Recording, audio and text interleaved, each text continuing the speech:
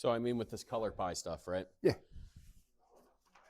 I mean, we're really talking about some bigger things that are impacting modern and standard that are going to cause some waves coming in this future. Big time. For sure. But we're going to get into that a little bit later.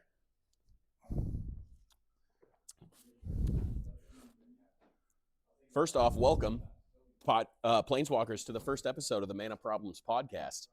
I'm Jay. I've been playing this game since 1998, so we're going on almost a solid 30 years of playing this game.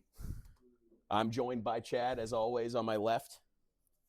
Hi, my name's Chad. I've been playing the game since 94, 93, 94, on and off, every once in a while just quitting because of money, but staying with it for the entire time. I've been playing forever, and I like green.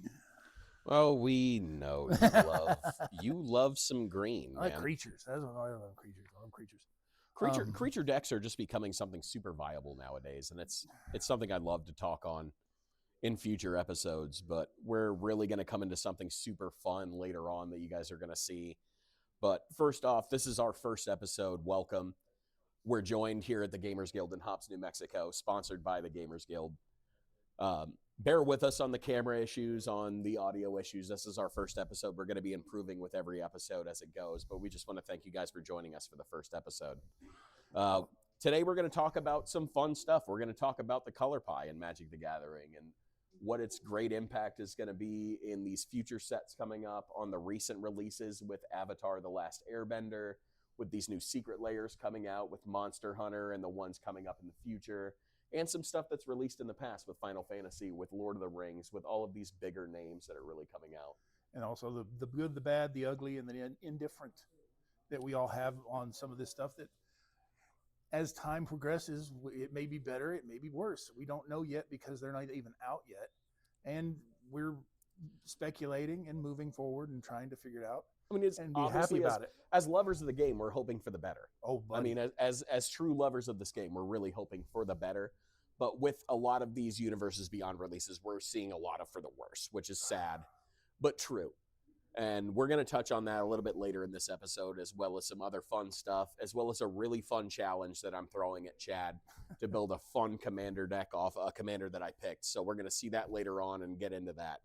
But moving forward, let's talk about the state of MTG right now and what we're seeing as far as what's come out in the last few months, what's coming up in these next few months, what secret layers have really come out, and what we're really looking forward to, and what we're angry about, what we're happy about.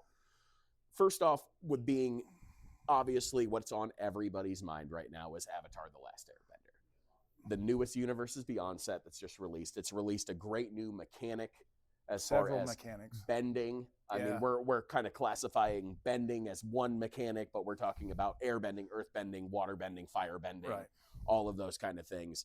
But we're talking about a really fun new mechanic that has brought some new and strategies broken mechanic.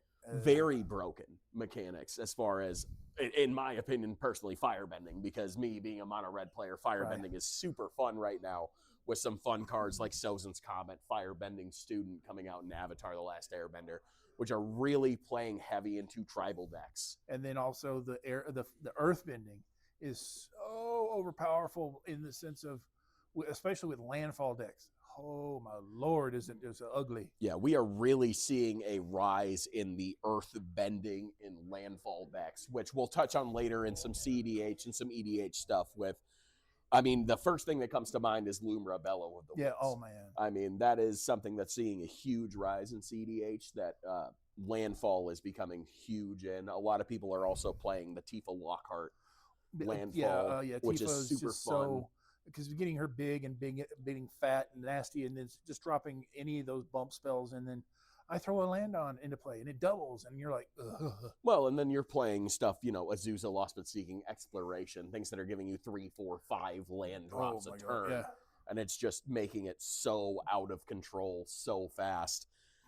And it's becoming something that we're seeing a lot of fun in the lower brackets.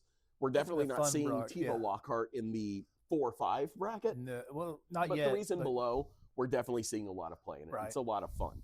I feel like going forward with the releases in these Avatar and this Earthbending, we're going to see Tifa Lockhart kind of bumping up into the more higher brackets. I can see where she's going to be gross with stuff from uh, EOE, the lander ability going in with that, and also with just the old school giant growth cards and that kind of stuff where I bump her and then play, let's say, 3 lands because of Azusa. Yes. And all of a sudden you're just swinging at one person almost at, okay, so I mean, right now commander in a mono green with 4 mana, you can drop 4 extra lands a turn. Oh yeah. And it's gross. And adding not only, you know, that with the added abilities of like Roaring Earth and things like that, which is adding counters on top of it, which is just even more gross. But you're talking about some really fun stuff that's coming out of green, which we've seen, obviously, being here and local, seeing you play quite a bit. Yeah. But in the Magic universe currently, I'm really seeing a big surge in green, which is fun. Oh, it's fun. And the part that's great about it is it's creatures. It's not so much where you got this spell into this spell into this spell, and it costs, you have to have all these things in play in your hand or in your sideboard to make sure it works. Now you're actually being able to go, okay, I played this creature and this creature just gets dumb big over playing lands, and it's like so much in a sense of old school feel to creatures are really, instead of, oh, all my spells are this much cheaper, or all my creatures, I mean, all this damage spells and X spells are so much cheaper to use. It's so much fun now just to be, oh, my creature just got dumb, stupid big, and I swing at you, and now you have to deal with a 30-30 trampling Badger Bowl Cub. Vigilance trampling. Whatever. Badger Bowl Cub, which is super fun.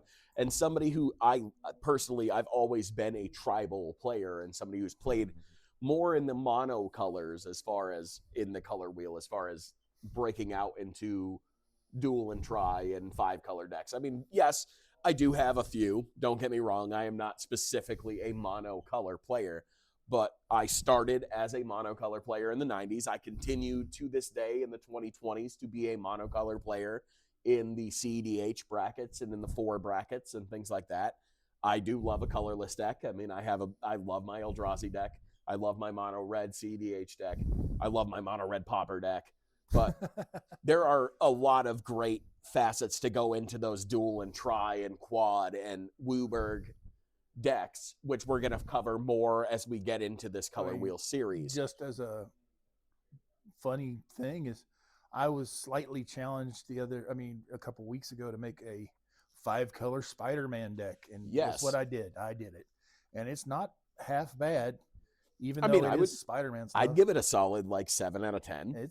It's got some really good aggression. It's got some good board control, but that's the wonderful thing about playing a Wooburg deck is you get a little bit of the best of everything. Right. You have a very limited amount with 100 cards and one of each card, but playing it's also that way is that tribal theme. It's more of a tribal theme, and it's more of a fun theme right now that's going on. Yeah, and I've really seen a lot of resurgence in that, probably from Tarkir. Yeah. On to what's going on now with these token decks and these tribal decks and these counter decks and these storm decks, which we saw a lot of resurgence in Storm in Tarkir. Yeah, Tarkir was a wonderful set to get a lot of Storm out of, especially with Storm Scale Scion, things like beautiful that. Cards. Bringing that beautiful counter into that Tiamat deck, which is gross. And then the Tiamat or Ur-Dragon 5-color, whichever commander you want to choose for that bonut, that little world is great. And the Tiamat just became grosser because of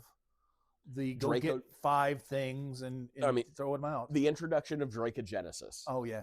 Alone broke dragons as a tribal. The Jasper. The Mox Jasper. The Draconic Servant. The Overlord. With the new Sarkhan Planeswalker. You brought in a lot of cool stuff for dragons. The Dragon Globe, the Dragon's Horde. The Dragon, the 5 uncommon spells that were Dragon Storms, the black, the white, the blue, the green, yes, the red. The three powerful ones were the black, red, and green one. because the black one is surveil 2, they lose 2. The encroaching dragon storm, the breaching dragon storm, and all of those. They were great options to bring in there. And then you also had the introduction of omen spells, which were super fun with some of those dragons. Some of those to give you card draw, to give you life gain, to give you creature destruction, to give you, and the ability to shuffle that back in instead of it going into your graveyard was or super sitting fun over here like for the adventures. Like it reminded me of the adventures where they just sat over here exiled. They were out on an adventure, and you then saw them. You knew if they were there, and they were like, "Oh, this is going to come eventually," and you go, "No, this is going to go back in." Yes, and you're like, "Damn it!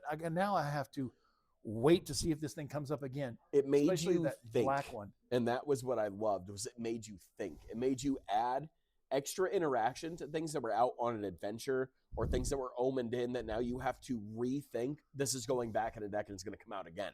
Especially if you're playing card draw and you're playing surveils and you're playing things like that and you're trying to recur it, because those were a really fun mechanic in Tarkir. And then when we moved out of Tarkir, when we moved into Spider-Man, and we had EOE and Warp, and Warp was a fun mechanic to bring in, but I haven't seen a lot of the recursion of Warp into the new meta. There was only like 3 or 4 cards that made it into standard meta. Well, and it's I annoying. really thought that Tanuki, that Kobold that was giving everything man, I warp, thought it was great. I thought he was going to be a great card. I thought that was a super card, but we are not seeing a lot of play. And then I thought the red dragon, which has warp, because whenever a creature comes into play, you take a point of damage. Mm-hmm. I thought it was going to be heavily played. No, right now it's that the blue dragon. I think it's dragon. I could be wrong off the top of my head. The quantum, quantum guy. Mm-hmm. Sorry, I can't remember its name. It's the one big show off right now for most of that set, and it's like, why? Can you look that up for me, Isaiah, real quick? Oh yeah. Shouts to Isaiah in the booth, by the way. Our sound engineer and everything else. We're joined with him always as our all-seeing eye and brain behind. Yeah, the blue one. Quantum Hellkite, I think? No. Revenant? No, not Revenant. Sorry, there's so many cards nowadays. It's crazy. It's hard. But the truth is at one point in time, I could have named you every card in all of Magic. And then after a point, it became so over the top hard to remember all these cards. Well, we're Quantum Riddler? Quantum Riddler. Yeah. Yes, the Sphinx. That one's the one that has shown up in all, like, it's in standard, it's in modern, I think it's Quantum even in Riddler. Pioneer. Yes. It's moving its way down the levels of where it's going and moving in to that point where you're like, man, this is in every damn deck. Mm-hmm. But it's especially in standard and modern right now. It's in every deck with that color. And then you throw it into is it for the and Pioneer, it just didn't need an extra thing, but it got it. Mm-hmm. You had other cards that you thought, well, and then I think a lot of other decks are using the Tezzeret Captain Tezzeret card, moved into some of those decks as well, but he's not as powerful as that Quantum Riddler. It is such a powerful card to be moved in. I mean, in my honest opinion, it's kind of slept on. It's not being utilized to its full potential. We're seeing a big resurgence in the play, but it's not being utilized to the amount of gross it really is. There are so much more things you can do with that to make it that much more of a viable option. And if you guys want us to cover that, let us know in the comments and we'll definitely cover that for you in an episode. But right now with Avatar, I mean, obviously these bendings are becoming a really sought after mechanic. They're changing the way that we're playing the game right now. In Commander, in Modern, in Standard, in Pioneer, it's all being changed. And that's a great thing to see out of a set. I just wish it was out of a set that wasn't a Universes Beyond set. That's my biggest bugaboo about this entire set right now, is that it's out of a Universes Beyond set and not an original true to universe set. And then the other part that's in part of that is funny is I don't think anything from Spider-Man moved into Pioneer, moved into Modern all that well. I mean, we're seeing a lot of play in that anti-venom, the 5-drop white, which is the, prevent the damage, put the 1/1 counters on it. I've seen a lot of play on that, but it's not mainstream play No. that you see with the Final Fantasies that came out with the Sephiroths and the Clouds and the Y'shtolas and the VVs and the things that dropped out of Final Fantasy compared to Avatar. Definitely not seeing the same kind of play. The problem is the Final Fantasy stuff, by far the most powerful set that's come out this year. The most powerful set. Hands down. And, no disagreement. And here. most popular. I think it's one of the most popular sets that's been out in a long while. I mean, and it's great. I mean, it's beautiful, and it's still out there, and it's still going up. Correct. Isaiah, correct me if I'm wrong, but Final Fantasy has now beaten Lord of the Rings for Universes Beyond sales. I believe it has. I'm pretty sure it has. Yeah, I'm pretty confident. And I mean, if we're seeing anything in the market as far as collector boosters, which we call, that's kind of our gauge as far as where the market is what is a collector box going for right now? Yeah.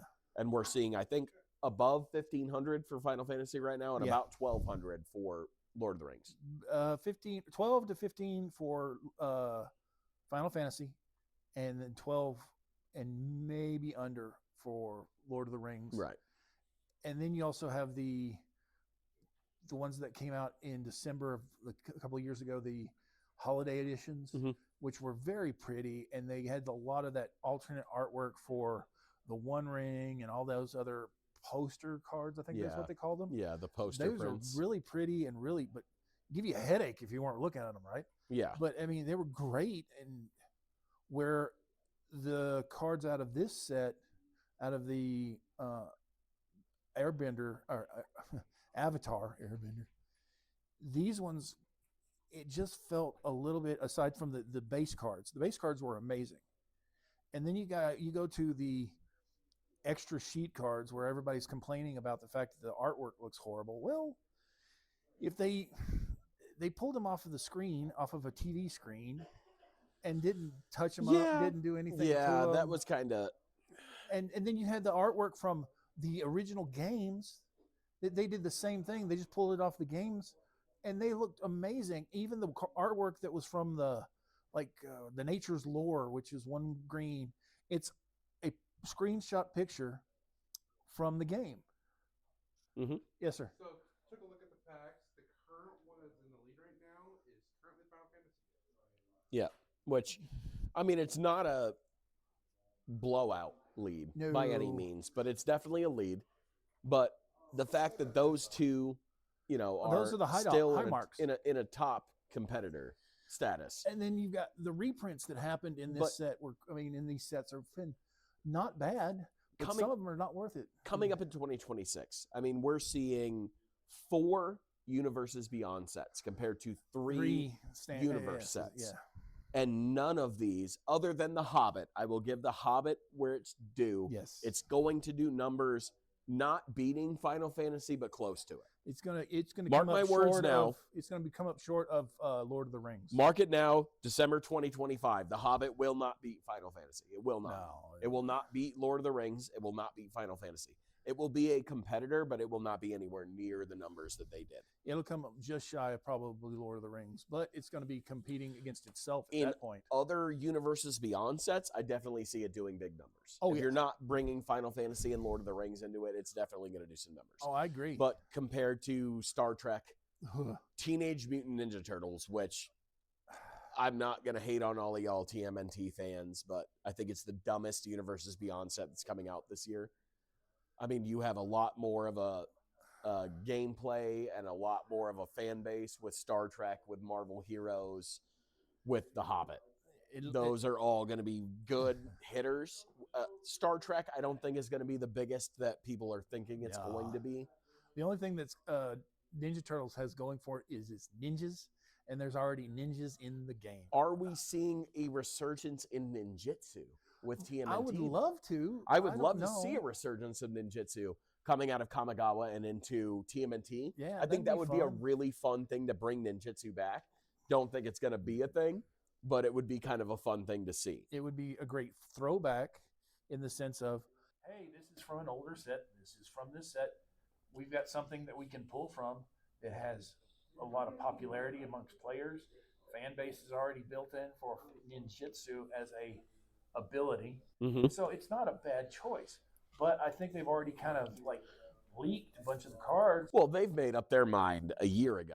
where with the ninjutsu stuff will be fun with the ability to play partners again, because I think that it said that some of these cards actually have partners with, like the four turtles have partners with Yes. the turtles. That'll be a great mechanic because I really think that they should bring back partner to Partner has been a long broken lost mechanic. It's played, don't get me wrong, it is played heavily in CDH with buddy. Rograk and Krark, and it's played heavily in CDH. As two seasoned CDH players, we see a lot of partner decks that come up against us. As two people who don't play partner decks very No. heavy in CDH. I don't play a partner deck. You don't play one. Not in CDH. I've got a couple of partners in my casual stuff or my Yeah, and threes. I love me a Malcolm and Breaches deck. Don't get me wrong. Love me a Malcolm and Breaches deck. But it's going on. It's becoming something that's fun. So I mean, we're seeing a lot of the resurgence with partner, which we're talking about, which would be great in TMNT. What I would love to see, which would be fun, it's never going to happen, which would be an all-four partner, all four of the turtles, Yeah, as a commander set, which would be super think fun. They're actually kind of leading into that, but I don't It know. would be a fun mechanic Oh, to dude, see. it would be great. The logistics behind it would be an absolute nightmare. Yes. To field all four commanders at once would be something crazy. To watch everybody sit there and get their head wrap their head around, going, okay, I'm going to attack you with this commander, this commander, this commander, this commander. Do Yeah. what? Well, It would be a crazy thing to see. But I mean, doubling back into Avatar, I mean, we saw a really fun mechanic in bending.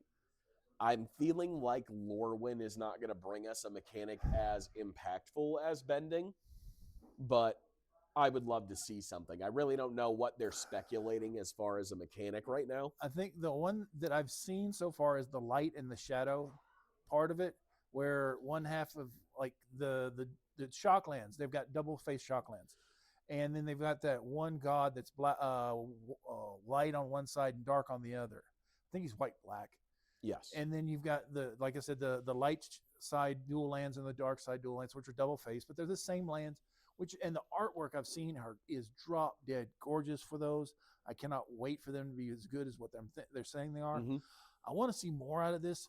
Granted, all we've seen so far is that god, Ashling, and the lands. The Ashling is something I'm really love seeing. It's the Ashling.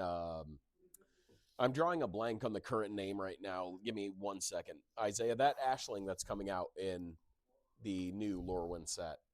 We were just talking about it before on the pre-show. Resurrected or something like that? Ashling Resurrected, I believe. Pardon me. Bless you. Pardon me. Sorry.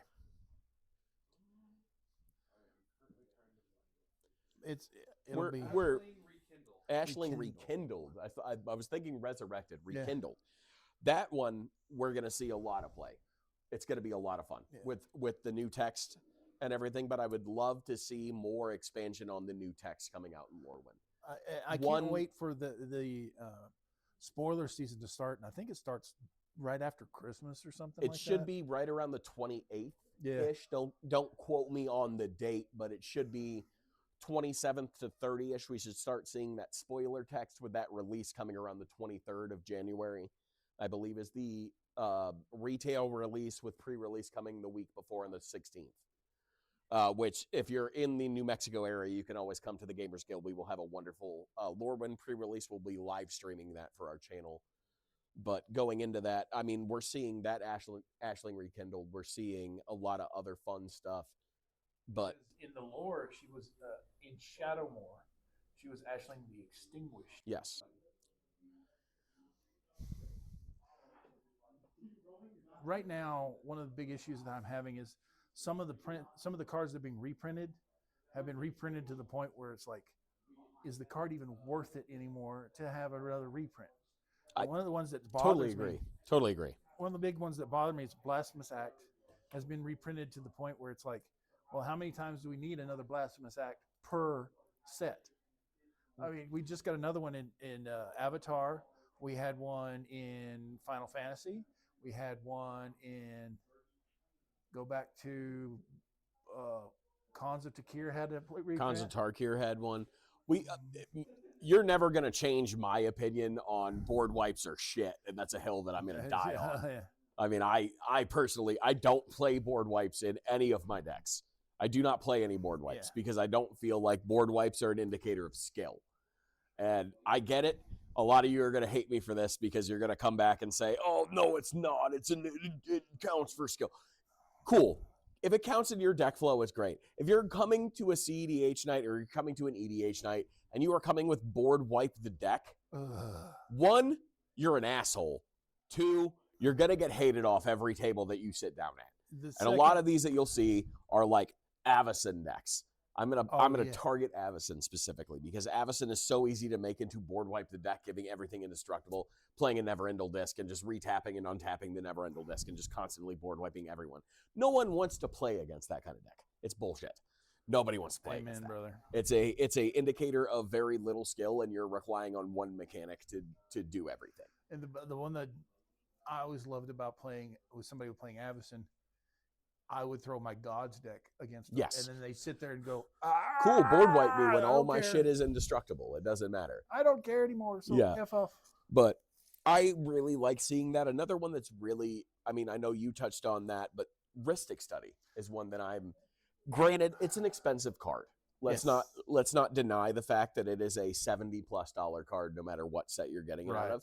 But in the last 5 years, it has been reprinted to the living shit. Oh, no. It has been reprinted into the ground, where the nice thing is seeing that these Ristic Studies are holding value with a fluctuation of a few dollars, which is nothing crazy, but it's still holding a relatively high market value. The ones that are getting stupid are the foil random thingies. That the secret layer specials of things and the confetti foils and my whole opinion on all of that is it's just we're getting too many different kinds of foil. We're turning into Pokemon now, where we're getting all these different foils and all of this stuff, and it's not something that I want to see. Rainbow foil, confetti foil, etched foil, ghost up foils. Foil. I mean, up your ass and around the corner foils. To be honest, it's just a bunch of stupid foil patterns that all look the same to me. The oil slick foil thing that happened from was it March of the Machines? Phyrexia? Yeah, the Phyrexian stuff. Gorgeous as all get out, but oh my God, please. Every single one of those became stupidly expensive for still holding to this day as a stupidly expensive price point, which is dumb. And that's even the basic lands. And okay, I am going to go on the limb here stating I am one of the weirdest people in the world. I hate foils. I hate foils for reasons that other people don't understand, but I hate foils. That's a hill that both of us will die on, that all of these new secret layers and all of these new releases coming out with these different foils doesn't change the fact that the foils curl within 60 days of putting it in a deck unless it's in a hardcover.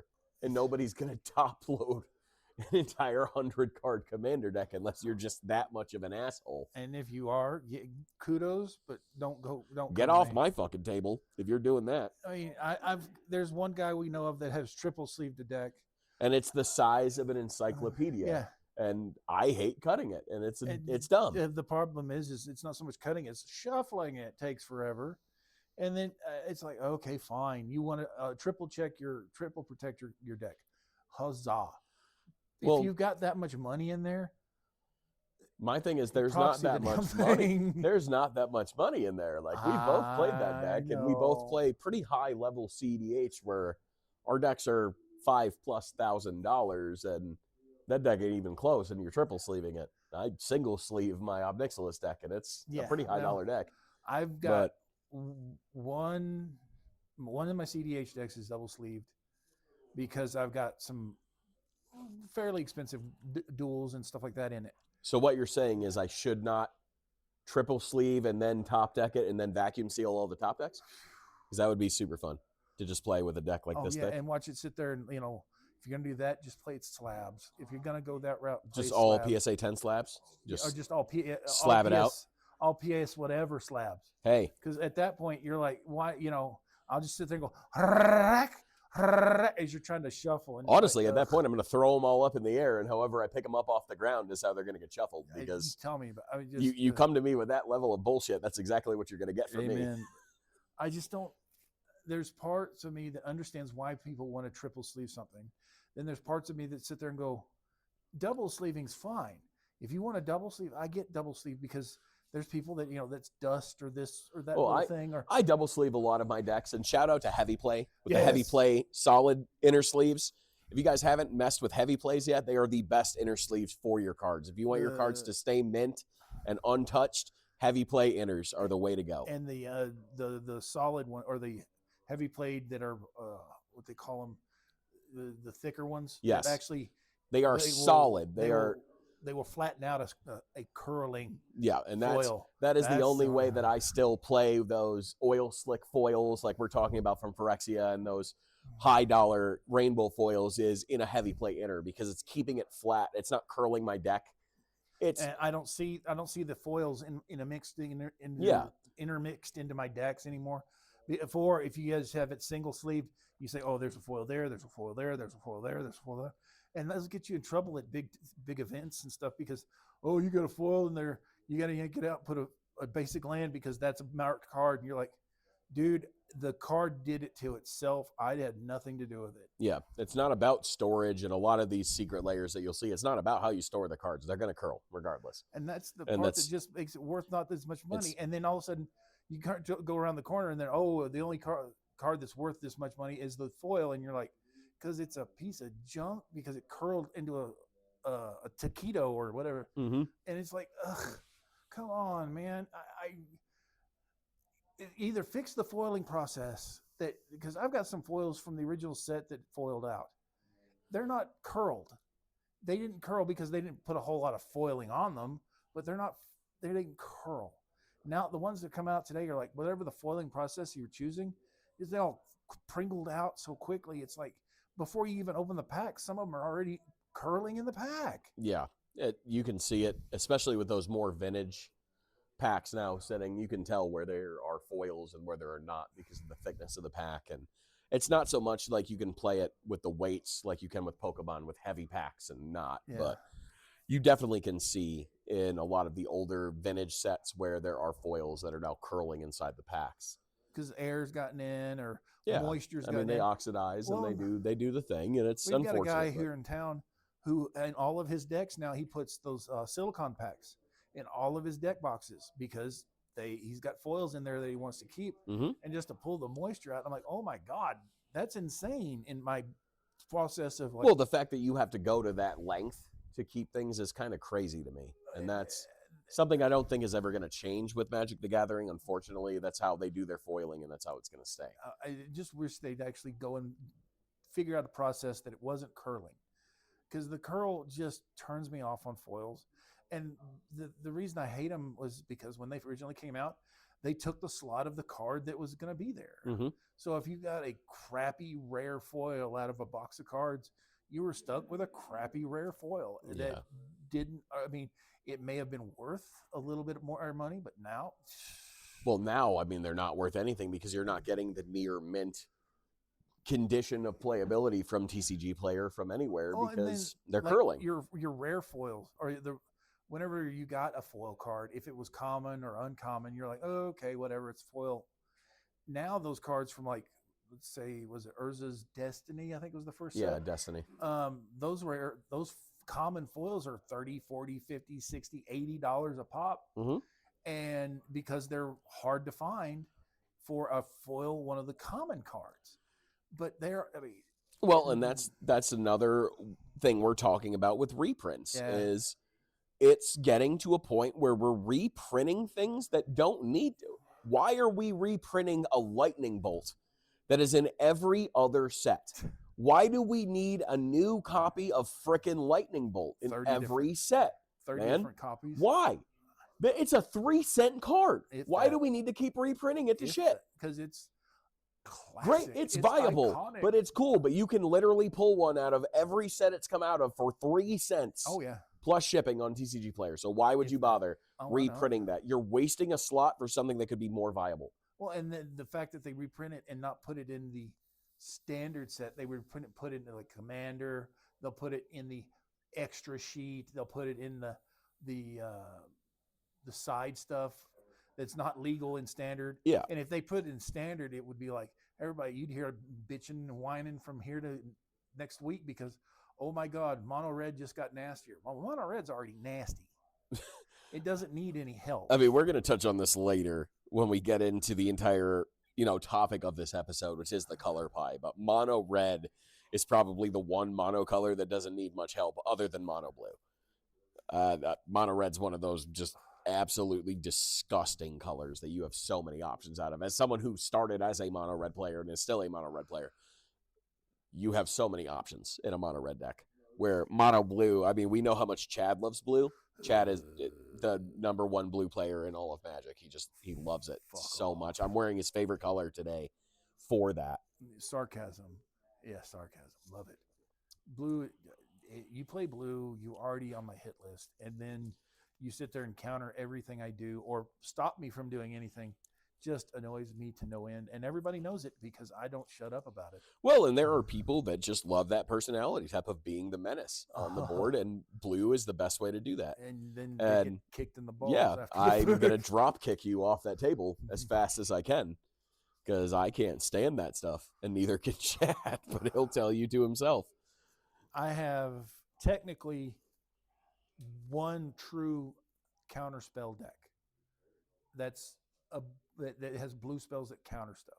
If I'm playing with blue cards, I usually don't play with counter spells because I don't like them. I chose it's very much in the theme of the deck, and that's it. Otherwise, if I'm playing blue, it's because of the creatures are blue or the effects are wanting or blue, or a part of the deck aesthetic is blue. Other than that, I steer as far away from blue as possible. I mean, I've had a couple mono blues that we've seen over the years of, we had a lot of fun with Kamigawa when it come out with Sun Quan and putting horsemanship on things. And it made a lot of issues for people that had not played as far back as we had and seeing that fun of adding a mechanic that was so forgotten into horsemanship. Which, if you have not been playing for a long time, horsemanship came out in one set specifically, which was Kamigawa. No, or it was Portal Three Kingdoms. Portal of the Three Kingdoms. Excuse me, not Kamigawa. It was Portal of the Three Kingdoms, which was centralized on Chinese folklore and the Battle of the Three Kingdoms. Yes, and it was a lot of fun seeing a lot of cards from older. A lot of people would associate them with video games, but they were traditional Chinese lore of Dynasty Warriors is the best thing that you can kind of associate Dynasty that Warriors with. Was one of my favorite games. Which was one of my favorite games ever. My favorite button masher probably of all time is Dynasty Warriors. Blast, a fun game. And just being able to play as Lubu and going through and just absolutely murdering an entire map in 5 minutes was fun. But having those cards coming in from the Portal of the Three Kingdoms just made the horsemanship mechanic a lot of fun. Oh yeah, but it came and went as fast as it came. It went. A small set that was only technically printed for China. Mm-hmm. It came out in English, very small, very limited, very small run, and I wanted all of them because I was a big Portal, I was a big Dynasty Warrior fan. Romance of the Three Kingdoms was always fun, and my local game store passed because Portal was not selling here. Yeah. Because it was one of those sets that you were like, okay, as a veteran player, I didn't need beginner. Which we have been lucky enough through the years since Portal has come out to almost amass a complete set of the Heat cards. I mean, I wouldn't say we have a full play set by any means, but I got most of the ones that we wanted, we got out of them, which was cool. I mean, I wanted Sun Quan, I wanted Lubu, I wanted the Three Brothers. I wanted Guan Yu, Zhang Fei, and Lubu and Liu Bei. I got Zhang He. I got the Smiling Trio. Mm-hmm. I've got Cao. I got Lubu. And then I ended up with the Sun Quan randomly from original. And then I also have like some of the other ones that they've been reprinted, I think twice now. Yeah. The Sun Quan. But I got a few of those. And then I'm happy to say I got them because they're such a great card. and in some cases it's your win condition for I just need to get through to win, and nobody has enough horsemanship to block these guys. And it was a pseudo replacement for flying in the set because there was no flying. Well, I mean, flying, cards you in that had set. more outs than horsemanship. You Yeah. had reach, you had flying to at least block. Right. Horsemanship, you have horsemanship. That's it. That's all you have as a And they blocking are mechanic all is something has unblockable. to have horsemanship. It's so awesome. Or it's essentially, if you're a newer player, it's making your entire deck unblockable, right. which is gross. And I mean, I remember the first time I played yours, which made me want to get into Portal of the Three Kingdoms, was playing your deck with Sun Quan in it. And seeing that mechanic against what I thought was something that was meta, and it just completely shutting down my meta deck was a lot of fun to see. And that's some stuff in blue that I like, but blue to me right now is becoming a problem. It's been a problem. It's not becoming a problem. It's been a problem. It's been a problem for many years now, and it's only getting worse. I feel like the issue with on a blue playing scale is you try to control the game as much as possible and then swing for the fences towards the end of the game, or find some convoluted way to end up with no cards in your deck and you win because you have Lab Man, or Lab Man Thassa's Oracling, or to me, it's a lot of pathetic cop-outs to win the game. And it's where you don't have to play convoluted. You don't have to play creatures. I mean, even like a red deck that's a Spellslinger deck that you've got spells and Fireball, and you have to deal damage to the player to get it to roll out right. Mm-hmm. And that's just a mono red Spellslinger, which there's kind of some cards that float into that world. Where in blue, it's like you got the Spellslinger stuff that either every time you play a spell, maybe you draw a card, or maybe do a point, or maybe bounce the thing. And that's like, I just want to sit there and ram my head against the table, because at that point, the game has become boring, and your opponent's playing solitaire, and you're just sitting there with like, Daddy, can I have a turn now? Because I got to go to the bat. It's like, ugh. Because I can definitely agree with that. If you're playing a blue player that is one of those kind of players that love to sit there and force everybody's hand to sit there and go, Dad, shake their hand up and like, Daddy, may I have a turn now? I think we know a few of those, don't we? And I mean, I know too many people that do that and sit there and laugh about it to your face, and you're like, haha, that's me. And I'm like going, come on, you don't have to be that guy. Be more original. And it's like, ugh. But I mean, it's kind of where everything goes whenever certain people get a hold of certain cards in certain situations, and the pie works for them that way because they think that way.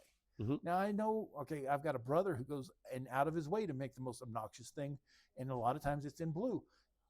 And I sit there and go, dude, you don't have to be a jerk all the time.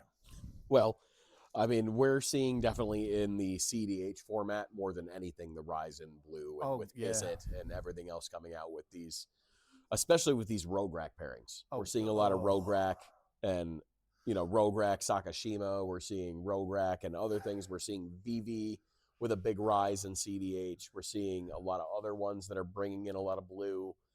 And we can obviously understand where that's coming from. Blue has great board control. It has great interaction.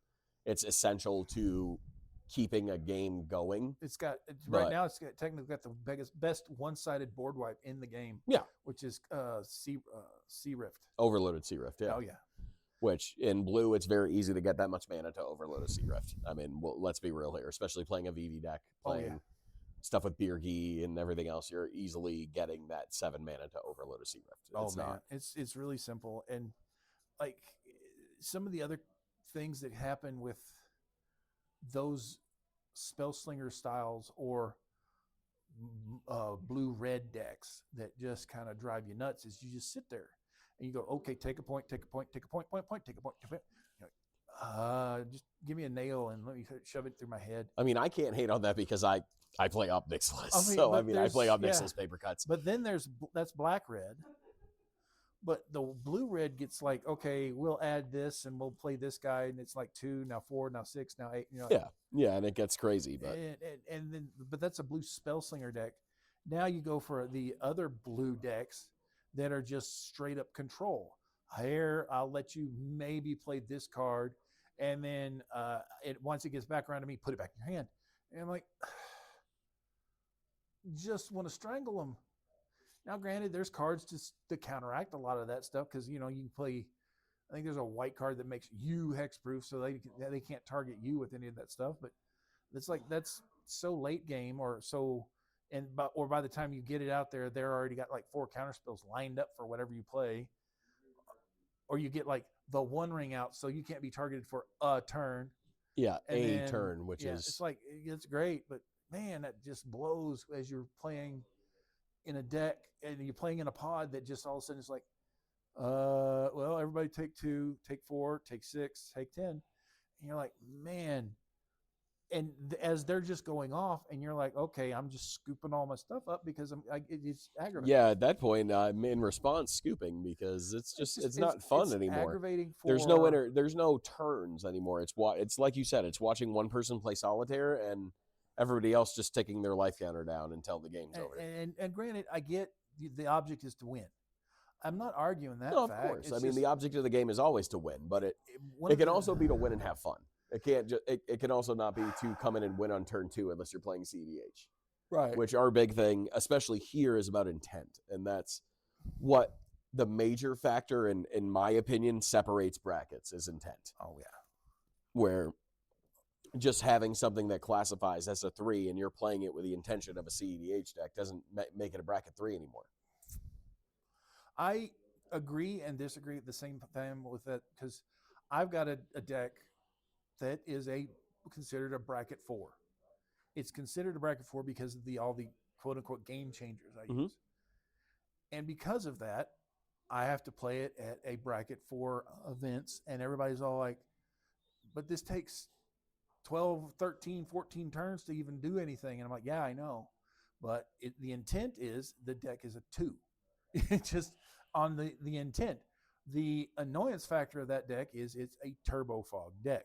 So you're not doing any damage to me. Now, you may do as much damage as you want to everybody else. I am taking none of it. That's the deck. That's the way it's built. Because of that, that's the one kind of counter spelly deck I run. And everybody's all like, well, once you figure out that that's what he's running, then you got your choices are, do you kill his commander 600 times so he can't do the thing? Or do you try to outspell him? And you're like, well, that's why there's a few counter spells in that deck. That's why there's what they call game changers, because I build up a ton of mana or card draw or whatever you want to call it just to make it work. Yeah. And protect my commander, protect me. But as it rolls downhill, it becomes not a turn 4 deck. It becomes a turn 1 deck or 2 because it takes me at least until turn 10, 11 for the deck to go win, because unless you found a way to hate me out, then it's going to be that long of a game. And everybody's all like, it takes forever to play against this. And I'm like going, well, at least I'm not sitting there playing solitaire. Yeah, would you rather lose on turn 2? And some people I know that would rather lose on turn 2 instead of playing a 4-hour game. Yeah, personally, I would rather play 5 20-minute games as opposed to 1 hour-and-a-half game. It's just more fun for me, but that's also why I stick to the higher bracket level of games, because those tend to be shorter. Yeah. And I also got like bracket 3, bracket 4, bracket 5. Some people call intent. We know you have a bracket 5. Oh yeah. We all love your Italy deck. Yes. That's me. super fun times to sit at the table with. Me play all your stuff. Woohoo. Some of the other cards that I found that I really thought didn't need another reprint was Blood Chief's Ascension was in all that stuff from Avatar. Yep. Dockside Extortionist. I get it that we set those printings so far ahead that we didn't see the Dockside ban coming and yada, yada, yada. And this is why it was printed, because it was already set in stone. Did we really need another Dockside Extortionist reprint, though? We had how many before that? 2. I think, 1 or 2. And one of them was like a different artwork. But it was already on the Game Changer list before it was banned. It was already on the Game Changer list. So, I mean, you're already seeing an increase in threat level when you're putting in stuff like Dockside Extortionist and all of these things. I thought it was funny for them to put it in, and they could have, in my personal view, they could have actually yanked the card or put something else on it, like some kind of pirate thing or something like that. Yeah. I think they could have done that instead of you doing Dockside. But it brought in so much people going, oh, they're going to unban it. Oh, they're going to unban it. No, it was gonna never leave going to it- be unbanned. It They're was going to leave it banned. that was set in stone before it was forever. even banned. They're going to And leave that thing on the ban list for a long time. forever. Mark my words, forever. That It thing is will sitting on that ban list. It's not coming off Rarely, because I that don't thing is think- too gross to no. unban. I don't And think as somebody who plays goblins religiously, I would love to see Dockside Extortionists come off, but it's it'd be not going to funny, but happen. It's never going to happen because it's so good and it's such a powerful card that people are kind of like they're to put a really weird finger on it. The card that replaced it is an uncard, sticker goblin or whatever they call it. You know, that's what we call it is a blank goblin is the card that replaced it. Of all the things to replace it, that's what replaces it, and the max you can get out of is 6. 6 red mana is the maximum you can get out of it.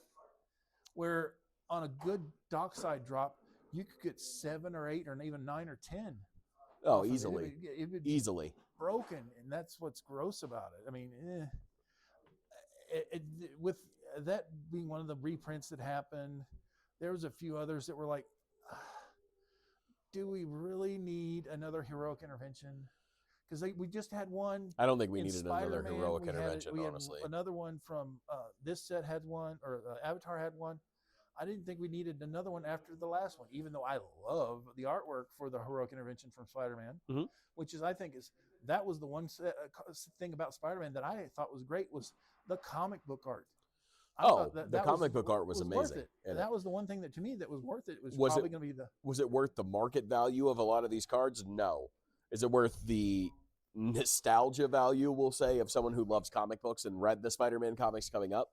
Yes. I mean, I grabbed the Goblin Bombardment out of there for my Goblin deck because it was a really cool art, and I liked seeing a lot of these. The Wedding Ring, the Spectacular Spider-Man, the Anti-Venom, the one that got me the ones that were really cool that I thought were great reprints for that little scenario was the anything that Todd McFarlane had done, and they took that artwork and put it on a card.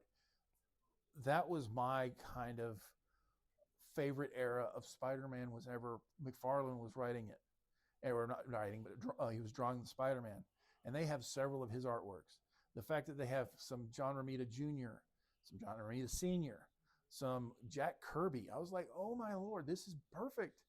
they brought in a lot of the great features of Yeah. artwork through the years of Spider-Man comics, and I artists. wish they would do that with TMNT. That I'm would be a really great hoping that we thought. see that going into Teenage Mutant Ninja Turtles, is That would bringing that be kind of art style back into it. It would be a great add to it for me.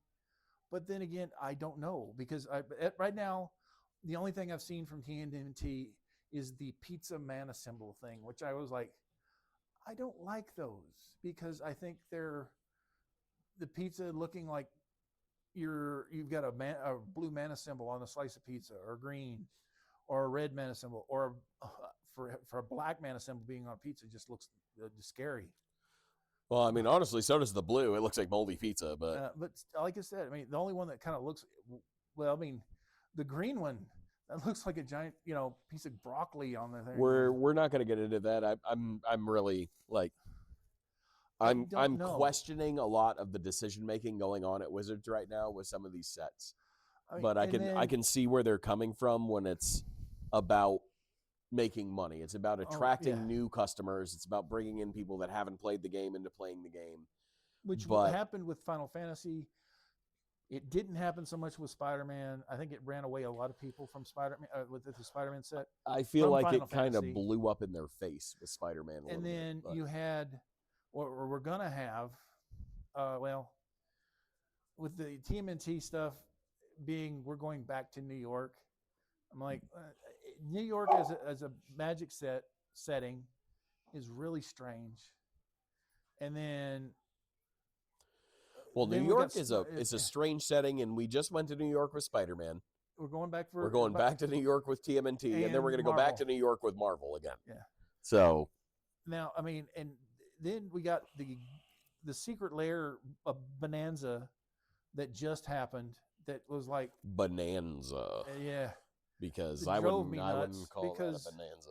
you had It was a Secret 3 Lair weeks- massive cash grab. 3 That weeks was of about all Secret it Lairs was. for solid 3 weeks of like this big bunch, this big bunch, this big bunch, this big bunch, and then we got an announcement for Secret Lair Monster Hunter, and everyone went and looked at the cards and Okay. went, no, because And then went, nothing. nah. Well, nothing was over. Like the most expensive card in the entire run was Champion of Lambhold, Yeah. and it was at foil. It was $10, Yeah, that's and every single other one on that list was less than $5. yeah. I think the most that was at expensive one was like foil. $4.60. In- But it's insane because you're gonna market that as a $60 foil package yeah, for And- cards that aren't even worth a third of that. I just For what? I mean, if you're a Monster Hunter fan, I get awesome, it. That's awesome. cool, but but come on, guys, at least make it at 20, that point, 30, $40 order of some custom money. proxies for Monster Hunter. Don't waste a damn Secret Layer on it. There were so many better sets that you could have put a Secret Layer out instead of Monster Hunter. Same thing like I'm touching back with Furby, dude. That was the dumbest release I've ever seen. But I don't. okay, you do Ugh. you. I mean, some of the Secret Layers. I mean, I liked Street Fighter. I played Street Fighter, so I Oh liked yeah, it. I loved the Street Fighter And one it- because and I it played made Street a lot of Fighter. sense, and the way the mechanics for the cards made sense. I was also waiting for them to put out the 4 commanders or 4 the bosses, Mm-hmm. the Balrog, Vega, Sagat, and M Bison, but they didn't do it, and I'm like going, "Aw, Yeah, I mean, that wasted would've been nice. opportunity It'd there, been but nice." And then you also have like the other 3 guys that showed up in like, was it Super? Fei Long, Cammy, and T-Hawk. Mhm. Those would have been nice ads. And if you really wanted to go down that rabbit hole, you could have done Street Fighter 3, Street Fighter 4, 5. You know, you've got things there that you could have done with Secret Layers. Mhm. I'm not saying make it a set. No, dear God, no. There would have been no way to make that Street Fighter set an actual like play booster set. There's no way. There's not enough cards in there to make it viable. There's not enough lore. But they're reaching. Other things. They're reaching with some of these other sets, trying to make them a play set. I mean, that's what I feel like they're kind of. Whenever they did the Spider-Man stuff, it felt like it was supposed to be meant for a drop the same size as Assassin's Creed. Yeah, it felt like it was. But the like, Spider-Verse is so much bigger than Assassin's Creed. Right, Like you had so many more opportunities to put stuff in there that you just didn't do. But you felt like they threw in so many Spider-Mans randomly just to fill out slots, and still the set was small. And that's what I'm saying is you wasted a lot of slots that you could have put into stuff that real fans of the Spider-Verse and the comics would have been like, that's cool. Right. Well, I mean, you could have thrown. You're not catching the mainstream at that No. point, and that was their whole thing is they want to catch the mainstream. Right. Which is fine. That's all well and good, but it's not something that a true collector or somebody that's into it for the lore is going to be into. And that's True. where I stand on it is I'm more traditional Magic sets that are released for the Magic universe, not Universes Beyond and all of this stuff. Do they make good singles? Absolutely. Oh yeah. There are some great singles that come out of them. Are they worth investing thousands of dollars into play booster boxes and collector boxes? And no. And I mean, that's honestly just something I'm going to stand on because even Final Fantasy and Lord of the Rings weren't worth the investment to me. Granted, the collector boxes are going for this much now, but the collector boxes, I'm not a guy who buys the collector boxes because I can't afford them. I mean, the reasoning behind the collector boxes is the the amount of money you buy at an MSRP for a collector box versus a play booster or a set booster or whatever you want to call them. A booster box in comparison are insane. For $300 to $500, depending on which one you're looking at, whenever they come out, you get maybe the same amount of rares, less packs, less bulk. But you kind of want it whenever you're building decks. You kind of want the bulk. You kind of want the commons and uncommons. You need those bulk to brew. especially Yeah. with the new set and all these new mechanics that are coming out. You need all that bulk to start seeing how it's going to work. And then for the Final Fantasy stuff when it came out, so you had your collector boosters that were supposed to be selling at like $448 or $449. $449 plus tax, and they then- were going for Then they were going for $700, $800, good lord. $15. So I saw $1,500. $1,800 at some LGSs for collector That's boxes, which is, ridiculous. I mean, we as LGS owners are still fighting that, like fighting the scalper prices everywhere we go with the market. But that's always going to be something we fight as LGS owners. And I just at that point in time, if the price tag is that much, I would rather like go and buy the singles. At that point, I'll go and spend if I'm going to buy, instead of buying the $1,500 box of Final Fantasy, I'll just spend the $800 and buy the freaking Sephiroth card, the one card or whatever That I want. And then that's go my from whole there. thing with the Universes Beyond is they generate great singles. They don't Yeah. generate a great set to invest money in. Uh, So with the- Lorwyn and with Avatar, we're seeing a lot of these fun things, but I'm seeing a lot of stuff with Secret Lair also, which is not it's not sticking to the releases. We're pulling a lot of things out of thin air to me. We're pulling a Secret Lair for PlayStation, and we're pulling Iron Maiden, and we're pulling all of these other things that had nothing to do with any of these releases coming out. Which the only benefit for Iron Maiden was the artwork was from there were covers from their albums, and the covers from Iron Maiden's albums with Eddie were always very, let's say, sword and sorcery-esque. yes, they fit They into the motif, fit. which was cool. But we're seeing a lot of these things that are, to me, they're money grabs. Yeah, well, I mean, and also you had The Office. Now you're a big Office fan, so I'm not gonna hate on the Office Secret Lair one bit, because that was, you spoke my language Yeah. with that one. But for I me, will be true and say it was also a money grab, because you were just going after people who play Magic that were also fans of the Office, because we grew up in that time, and it was fun to see Dwight Schrute as the Reaper King, and that was awesome to me. And I got a Dwight Schrute Urza card, yeah. which just adds to the salt and makes me laugh because I get to play a Dwight Schrute Urza. It makes everybody hate me more. But for a person that was not a big guy into The Office, it was one of those cards that's like, it didn't make sense. It was a why. And then also, I mean, granted, the Secret Lair going for The Walking Dead, the Secret Lair going for Stranger Things, the Secret Lair going for SpongeBob. I mean, they didn't make sense for what they were. Now, the Secret Lair for the Stranger Things being, okay, this is, they've got a 5th season coming out, whatever. But the Stranger Things one, the only tie-in they had was Dungeons and Dragons. Which exactly what I was just about to say was, I can see the tie-in for the Stranger Things Secret Lair with Dungeons and Dragons and Gygax and, you know, all of that fun stuff. But it made sense when it made sense. It didn't make sense as a whole for the community. No. But it made sense as, okay, Stranger Things has a tie into gaming, and this is gaming, so let's run with it. Right. What didn't make any sense was an entire Secret Lair dedicated to Furby. Oh, that made zero sense to me. And the joke was, is half the artwork was like, that's terrifying. Yeah.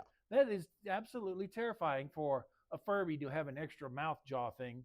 And it was just like, okay, I understood why after the fact, because Furby is a Hasbro product, which I wasn't even thinking about it before then, but that was cool.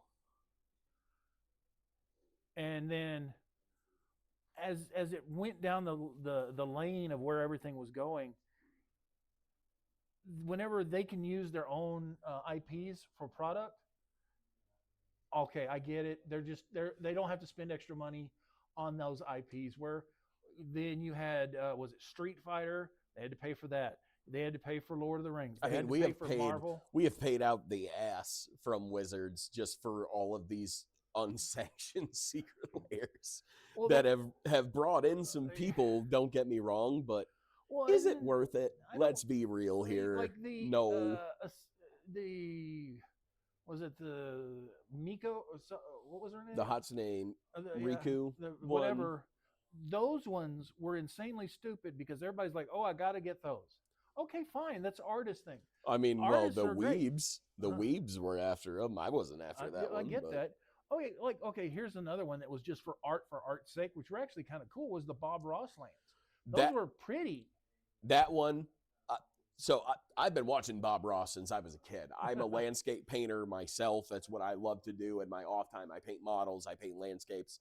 So I love landscape painting, and Bob Ross has always been an inspiration for me. So those Bob Ross lands were something that I really wanted because I have loved Bob Ross since the 90s. And those were, But I mean, those were gorgeous artwork. And the pictures. average 16-year-old kid, let's just say, the average Magic consumer is between the ages of 24 and 36. They have, a median income. They're not crazy rich people. We're not super poor people. We're in that median level of we can afford to pay money for the cards that we want. We want being the key word. And a lot of these secret layers that have come out have been cards that people don't want. There is one card that everyone wants in a set of 8, and now you are forced to spend X money for that one card that you want. Like, okay, I wanted the Jaws secret lair. Yes. Because I thought that's freaking cool. The Jaws creature card was amazing. So jumping back into the main topics of this discussion, I mean, we're talking about the color pie today. Right. So obviously talking about what are we seeing that's coming in that's super competitive, what is kind of falling off on the meta. I mean, obviously we're seeing a big resurgence in Izzet. We're seeing a big resurgence in Rakdos, Boros. The big one is, to me, is the green with the landfall / earth bending. Mm-hmm. Definitely. So overpowerful. And right now, one of the biggest decks in standard is that blue-green. Simic it's housing people left and right. I mean, Simic has always been a problem. Been great. It's been a problem it's a great since combo, but whatever. But it's one of those things. And whenever you go down that rabbit hole of what do you choose for the color combos, whenever you choose enemy colors, it's always going to be like, man, I didn't know these would work this good. And whenever I was originally started playing, red blue was one of those kind of like, oh, why is this working so good? Because they don't work they're supposed to be enemies. Yeah. They're supposed to be diametrically opposed. It just works and now. It works with all of these new sets coming out and all of this new stuff. It's working. But it's always been one of those sets that one of those color combos that when it works so good, it's hard to handle. Absolutely. Because you've got the control of the blue and then all of the creatures / the burn or the spells that are in red that do the damage to get rid of the threats or get rid of the person that is the threat. Once it melds together as well as it does, it is such a hard thing to beat up on. And it's resilient. It bounces back great. Even once you remove, like, let's say you were able to remove their key piece, and let's say it's Vivi in a pod, or not a pod, but a 60 card, and Vivi's 4-up, which now it's banned but it's still in Pioneer and still in Modern. You get rid of the Vivi. Which that was a dumb decision, was banning Vivi. But we'll get into that at another date here, because from two people who play Standard pretty religiously, that was not the problem in that Vivi deck. We all know what the problem was. Red. But whenever you remove, let's say, like the Vivi from the deck, then the deck's got other things that are in there that's just such as nasty, that is just as good and is just as strong. And all of a sudden you're like, why is this color combo so good? The other color combo that's so amazing to me is black and green. Mm-hmm. Golgari is so like, you got the removal, you got the big creatures, you got the random little things that I've got this one creature that if you kill it, I get a treasure. Well, I don't want to kill it, but then they'll say you're going to take one every time. Golgari has kind of been one of those that's been slept on to me, because not a lot of people you see playing Golgari specifically, but when they do, it's usually something that's very well tuned and it works very well. So, I mean, like right now, there's not very many Golgari builds, which I think is a is A shame, honestly. I think there's too many good solid green creatures. Chatterfang is a great Golgari build. Oh yeah, for the commander deck, but I'm thinking Standard there's not but a whole lot of solid green, Golgari builds that right, are but nobody's holding the using meta it. with everyone else. Nobody's using Yes. it like that. But you've got so much good green. You got really decent black removal. I mean, I would give greens right now like a solid 8.5, and then black's probably close up with like a 7. You have some pretty good stuff. Red and blue obviously are 9s and 8s, and you're building something that's OP when you're building Izzet. Yes. Or you're building mono red, or you're building mono blue, because you have just mono blue turbo mill. You can do a lot of things with standard right now, which is fun, but also extremely freaking annoying when you're playing against it. Oh yeah. I mean, I built a mono black deck for standard with stuff from Final Fantasy forward, and I think I had 2 EOE cards in it. I thought it did pretty good. No, it does have some Spider-Man cards, and it did pretty good. I thought it was a good solid deck and a good solid build. The issue that other people had was it wasn't enough to handle the Izzet stuff, and I'm like, well, I had enough kill spells and I had enough creatures to handle just what I needed to handle. At this point, like what doesn't matter. What can you build that's gonna handle the Izzet stuff? Yeah, that's the issue right now, and that's my big gripe with standard is what the hell can you do? And then there's nothing you can do right now other than building something that's so heavy on burn that you can just burn them out before they can do anything, and that's really not going to happen very often because they're going to get a couple turns regardless of what you're going to do. So they're going to be able to build a board state just like you can. It's either Izzet or Boros right now that's just being so overly done in the standard. Boros is being heavily played, and I can understand why. I mean, Boros Signet. Boros Signet's a lot of fun. And, I mean, Rakdos is the same way where, I mean, you have Rakdos Signet, which is fun. You have a lot of fun talismans in Rakdos. You have some fun kill spells. You have some fun non-creature spell that do damage. You have a lot of, like, small damage pingers in Rakdos that are a lot of fun to play if you can start stacking them right. And then you can storm or you can do whatever you want in standard, commander. But I don't think there's a color combination right now that's outplaying Izzet in the modern, the standard Pioneer format. I agree. Commander, there's definitely arguments for other things that are outplaying it. There are a lot of great Boros commanders. There are a lot of great Rakdos commanders. There's a lot of great Golgaris. There's mono greens. There's mono reds. Simic is always a problem. But there is definitely a surge in Simic, Boros, Rakdos commanders in the modern standard Pioneer era right now. I mean, whenever it comes down to where you're leaning when building a commander deck or when building a standard deck, what's working and what's working for you. The other side is like some people don't think that, oh, I just have to build whatever everybody else is playing. Well, maybe that's not one that's going to work for you. I mean, some people can't play Izzet. Some people can't play Boros. Some people can't play because they just doesn't work for them because the way their thought process or their mind works. And I feel like that comes with getting reps. I don't want to use, athletic and workout, but getting reps with multicolored, because I started as a monocolor player and I started as a monocolor player. Right. I stayed as a monocolor player for a long time. I still play monocolor decks. They're a lot of fun. But it took a long time as a newer player for my thought process to mature into how to combine these different things to make a better multicolor, tricolor, Wooburg deck. No, I understand.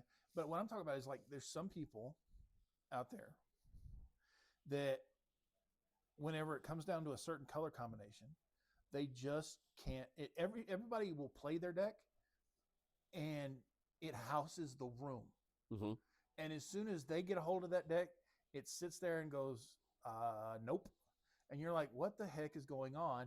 You break the deck down, you look at the guy, and guy or girl, sorry, they just can't play that color combination because they either can't wrap their head around it or they can't figure out this is what works. And then they'll pass it off to somebody else and they'll go, oh, ba-doom, ba-doom, ba-doom, ba-doom, ba-doom, ba-doom, ba-doom. And they're like, well, how did you figure that out? And I put it's like their deck, they put it together, and all of a sudden they're like, yeah, I've played this combo before, not the combo, but I played the colors, and I saw the line that you need to go on, and then they'll try to do the same thing and it not work for them because they just don't get it. And it's not that I'm not bashing any players. There's some people who just can't play it.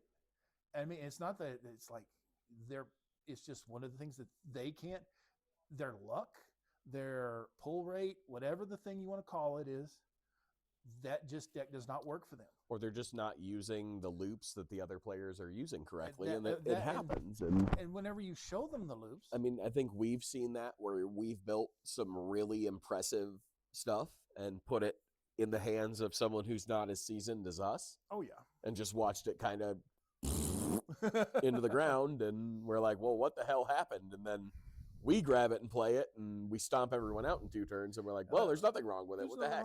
What did you not see? And then they go, well, I saw this and I saw this, and they just like didn't pull it, or that and in a 60 card build, you're like, you can see that pretty easily. Yeah.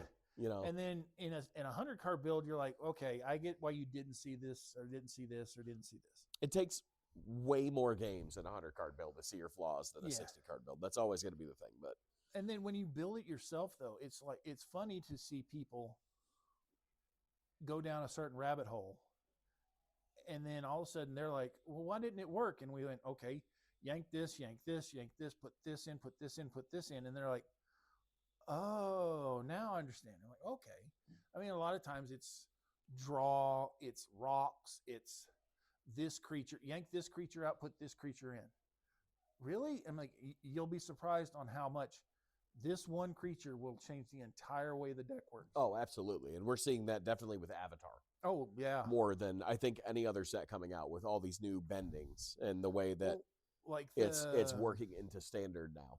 The Toph metal bender. Oh, yeah. I think she's Naya based. That thing is gross, man. It's like Isaiah, is she Naya or is she Toph metal bender, Toph I believe. Metal bender, first one. I believe she is Naya, which is red, white, green. For those who don't understand what we're saying.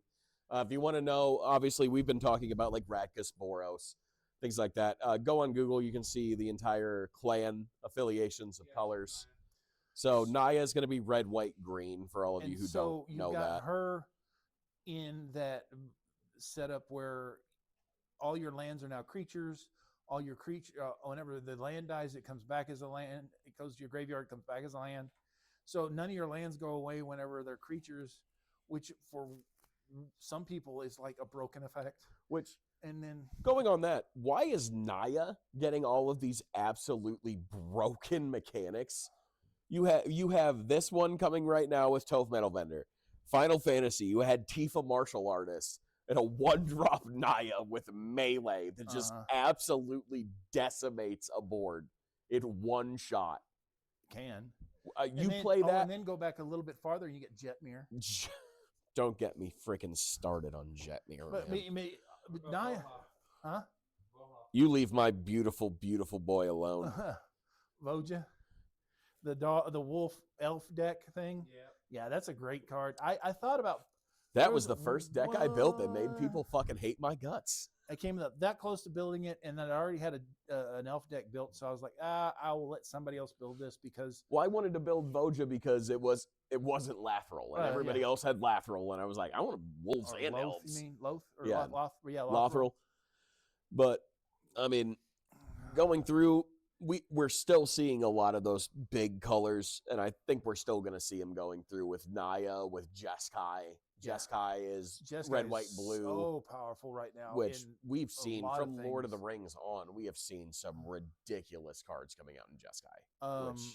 I think Jeskai is probably one of the stronger color combos for CEDH, for just regular commander. You've got, and then you can kind of, whenever building a standard deck, you can slide in the white in there just a little bit for some of the other cards that go along with it. And you'll sit there and house the world because there's that one Aang. He's a white, a blue, and one. and he's flying. He's got water bending and air bending, and when he flips over, he's a 5.5, and it Yeah. just gets pluses. And if you run him in a Jeskai build, it's like, well, damn. Well, And that's the best way running to him describe it is in a damn. Jeskai token builder is just nasty. Which, I mean, Eowyn Shieldmaiden from the Lord of the Rings Oh set, gosh. absolutely disgusting Jeskai token builder. I mean, we built it in about 20 minutes here at the store, and it is very hard to top for that bracket.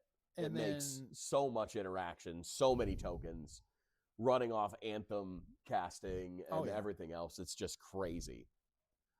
I mean, and then if you really want to get like with the stuff that came out of Avatar for a commander deck, for a standard deck, for whatever, there's powerful and then there's dumb. And the problem it gets, the dumb is very, very powerful for me, because it's like, why in the world did this make it into this set? And it is so, it's like, oh my God, that is insane. The owl. Yes. The 2 blue and X owl is gross. The other one that's supposed to be from the Jumpstart is just as nasty. Friend of mine, Brett, he's got a deck where he plays the owl. Then he says he takes the card in play, makes you put it on the bottom of your deck, and then uses the owl to go fish for it. You mill until you hit that creature. Now your entire deck's in the graveyard. You get your one draw, and it's the creature that he just put down there. He wins, and that's how he wins. Is with that the owl is his commander, the 5-drop, and then you've got the blue owl, the 2 blue and X, that is going straight into a lot of CEDH decks because it gets past Bowmaster. Mm-hmm. It gets past the fact that Bowmaster just takes out any of those early game 1/1s, 2/2s that, when you start drawing cards that a blue deck just loves to do. And it takes out all your creatures because he goes and just bang, bang, bang, bang, bang. All your creatures are gone. And then he comes in every time you draw a card, draw a card, he gets the bump before you draw the card, and the Bowmaster can't kill it. It is so overpowerful. It's so good, and it's like one of those cards is starting to creep up in price because everybody's going, "Oh, we need this." I think there's lots of great cards that came in Avatar. I think one of the things that are like in the color wheel stuff that's going to be really good added to this will be the shock lands that come out of lower one coming up that are the double faced, because they're like, the artwork's going to be gorgeous. I think that those are going to be super sought after. Yeah. Just the return of Shocklands in general is going to be a wonderful we had the thing. ones that were in Edge of Eternity. We had and then a few that came in 5. Edge of Eternity. We had 5. Yeah. And that's half the 10. And they're going to give the other 5 in the next set. Yeah, which is great. We can finally complete that set. I just thought that, man, I really, in my brain, because my favorite one's Stomping Grounds, because it's just Stomping Grounds. And the one they got in Edge of Eternity is gorgeous. Love it. Pretty. I wanted to see the one that was going to be in Lorwyn with the double sides. Luckily, I get the other one that I love is Overgrown Tomb, which is the black-green one. Yes. Overgrown Tomb is going to be cool. I can't wait to see the artwork. Some of the artwork in these are gorgeous. So I'm looking forward to when they put the stuff out for Lorwyn, to seeing more.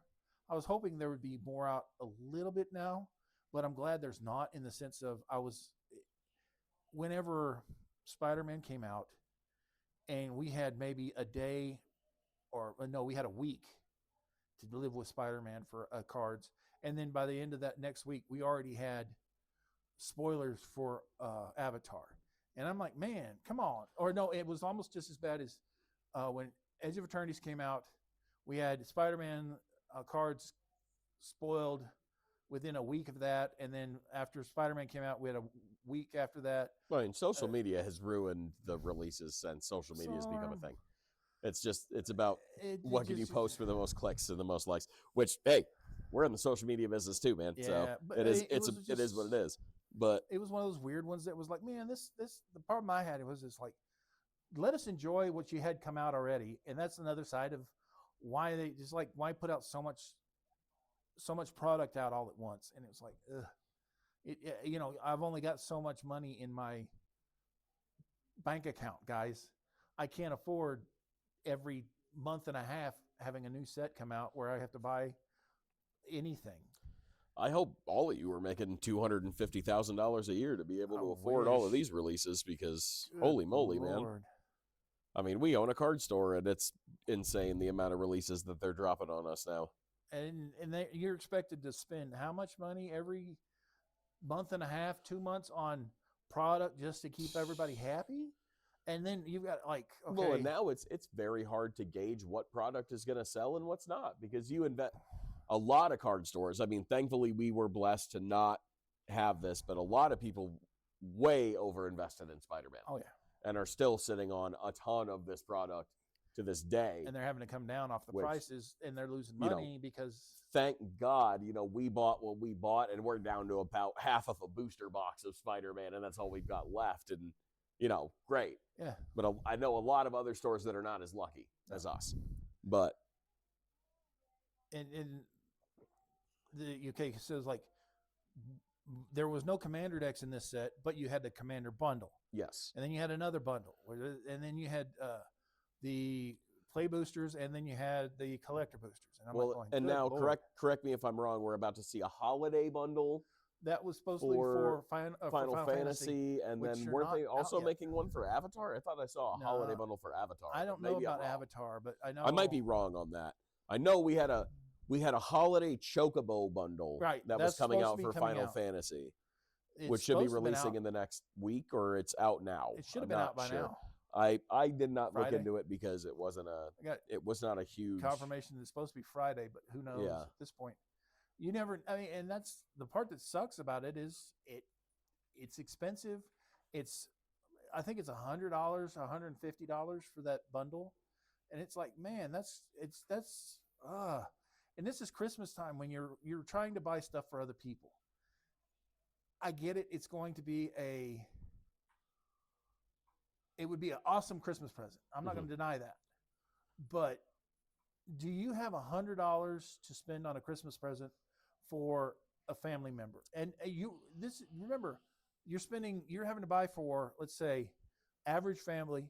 You got mom, dad, sister, brother, and then you've got friends that if you buy stuff for,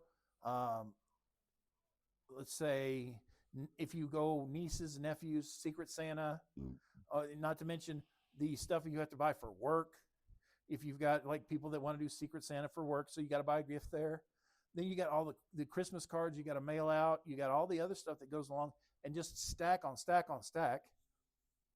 And then throw in, let's go see the family for Christmas. So you're now traveling to wherever the grandparents are. Yeah, and not to mention buying them gifts. And it's like, ugh. It's a lot. I just looked up the Chocobo bundle. It's coming out on the 5th, but you better not be setting a limit on Secret Santa. It is $200. Is that TCG price? That is TCG price. That is not MSRP. So MSRP, I think, is $109. Most Commander bundles are going to be about $109 to $129, but that's not surprising with TCG Market being about $200, because that's pre-release prices. That's to lock it in that you're going to get one and your LGS isn't going to sell out. Right. And a lot of people are willing to pay that, but most people are not. And the funny part is they're going to grab it, shove it in a closet. Yep. It's going to stay sealed for years, and you're never going to open it, and you're going to go resell it later, which, that's all well and good. All power but to you. I'm more buying stuff to open it and enjoy it. I don't like keeping stuff sealed. We keep stuff sealed for the store, but my personal stuff, we don't really keep sealed. It's more opening it. I used to keep boxes when I could, and then they can come in handy whenever you need some extra cash, but Lord, you have to hold on to them for now. It's like, everybody thought whenever they made the first collector bundle boxes, and that was for Throne, I think Throne of Eldraine, or it was for WoW. I think it's for Throne. Mm-hmm. And I knew guys that were keeping those, collecting those, and shoving them in the corners. Yeah. And the problem with that was they really weren't worth the money after the fact. After everything was all said and done, they really weren't worth the money. No. The ones that are worth, the ones that if you were going to get them and shove them in a corner and forget them were Final Fantasy, Lord of the Rings. the Lord of the Rings, which didn't have a collector bundle, but they had the set. They had the set boosters and they had the draft boosters. And if you actually had a set booster and shoved that in the closet, you're actually probably better off because of it. Mhm. But and then I had a Time Spiral, which actually made me some money back. Which Time Spiral Remastered was the one.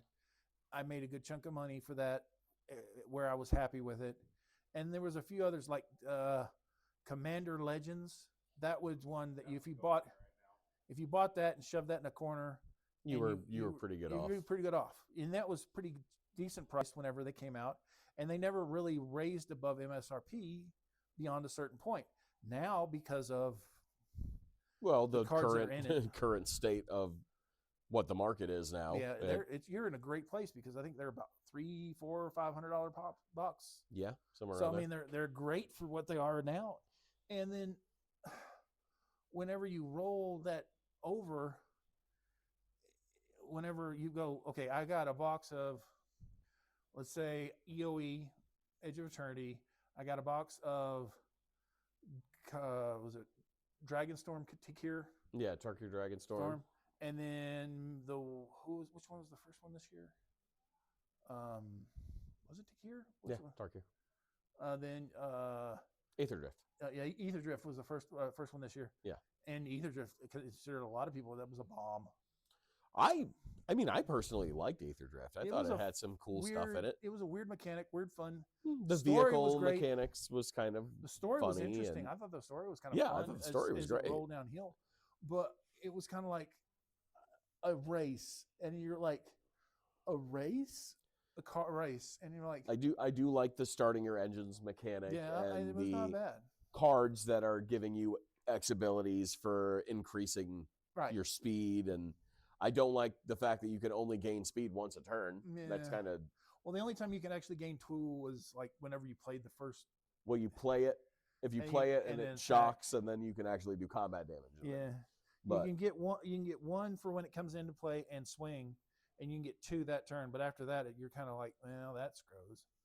I mean, whenever working with, like you said, the pie, and trying to figure out how it fits together and how it like kind of just melds, that whenever you pick the two colors or the three colors, and you kind of go, all right, let's treat it this way, and then let's tweak it this way, and kind of, whenever you try and goof with it, the only time they've ever really messed with the pie was the set called Planar Chaos.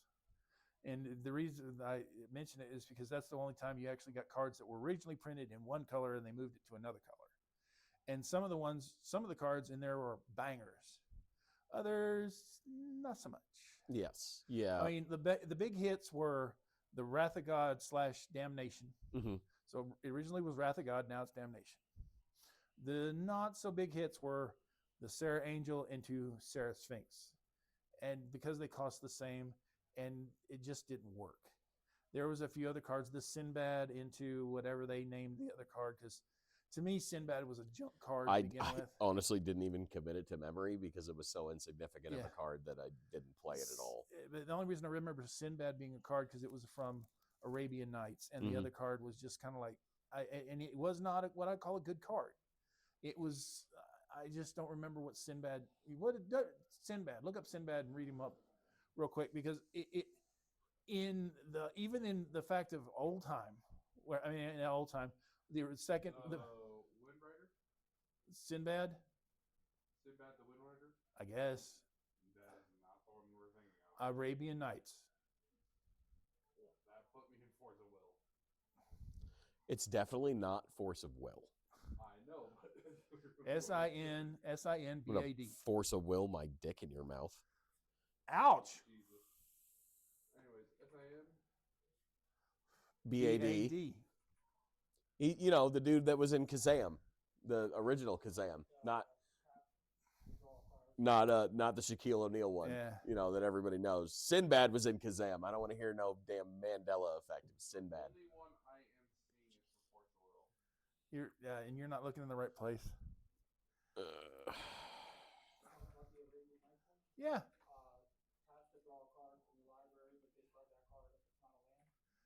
Which was not a good card. I mean, Yeah, it was you terrible. tap a land, you tap him to draw a card. But if it wasn't a land, you had to discard the card. And if you Sinbad. Oh, it's just Sinbad. Yeah. It's a tap to draw a card from your library, but discard that card and pile land. Yep. And whenever you come down to it, the card's not good. Whenever whenever it came out, it was like, where did you get the idea for this being good? Because it was Sinbad.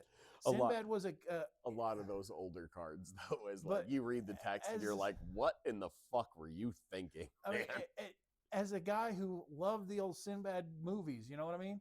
He was a pirate / captain. He would not throw away Things. a treasure for a land. I'm sorry. It just didn't work. Where they had a reprint of that in green. Yeah. There was some other cards. It was an interesting one. There was a lot of cards that they'd color shifted. And they were really kind of neat, kind of weird process, because it was like, what the heck are y'all trying to do with this? And then they said, well, this was as if this had happened. You know, and in the story, the worlds, the magic was turning and twisting and changing, which is why you had all these cards that were shifted. And in the lore and in the story, it was great. It was beautiful. It was an amazing kind of concept. But some of those cards just didn't work. No, they didn't. But, I mean, I feel like the way that the trends are going, we're going to still see a solid dual color meta going forward for probably the next set at least. If nothing else, after Lorwyn, it'll still be 2 colors be dominating. You may try to move into a third, but I seriously doubt it, because Lorwyn was always 2 colors except for one grouping. You had in the original Lorwyn set were elves, which were green-black. You had fairies, which was blue-black. You had giants, which was white-red. You had merfolk, which was white-blue. You had Kithkin, who were white and I think black, but I can't remember if there was black. Kipton and then was red, white and something else, but white green. Yeah, it was Celestia. And then you had the goblins, which were black red. And yes, there was that. Kifkin is Celestia. White green. And aside from that, that was the only creatures in the set. And then you had tribal spells. And then Morningtide came in, and you still had the ones that with the 5 colors were the elementals. And the elementals were really interesting because that's where you came with that evoke mechanic. You also had the changelings, that was that changeling mechanic which came in, which was really cool for other reasons, but it was such a amazing kind of concept of where it was. Now, moving forward in this new set, I'd like to see all of that come back. I think we got a new wart. I mean, not a wart, but my biggest request out of Lorwyn is getting a mechanic that doesn't require an Excel spreadsheet to explain. But that's, I mean, hopefully we're going to get that. But I mean, we've seen some of these new mechanics coming out that are just kind of crazy. Yeah. With bending being one that, I mean, initially when it came out, I was like, this is way too much to understand in one set. When you have 5 different mechanics all revolving around a different type of bending. Yeah, 4. We're Not 5. getting another version of Teferi's Protection. What do you mean another version? Morningtide Light. Oh, okay. It does the same thing, but it's Teferi. Same thing, just different names. Yeah. Okay. Which, I mean, T-Pro just got another reprint. Right. Which, cool. I don't think it needed another one. I like the exclusivity of Teferi's Protection, but it did open up avenues for people to get something else that's going to face out your stuff. I mean, it's the same as all the other reprints that have happened. Yeah. It's great for the sense of, hey, it puts more out there. And then the other side, oh, it puts more out there. For your collectors, for the guys that collect the cards to have the cards, it's like, well, that sucks because now I don't have that card that was $50 or $60 is now I mean, we were seeing 20. T-Pro going for 33. Yeah. I believe is the last one we sold in-house was about $33 for a foil, which is fine. I mean, it's a good median price of a game-changing card, which I definitely call it should. I believe it's on the game changer list. I'm not 100% It is. positive, but T-Pro should be if it's not.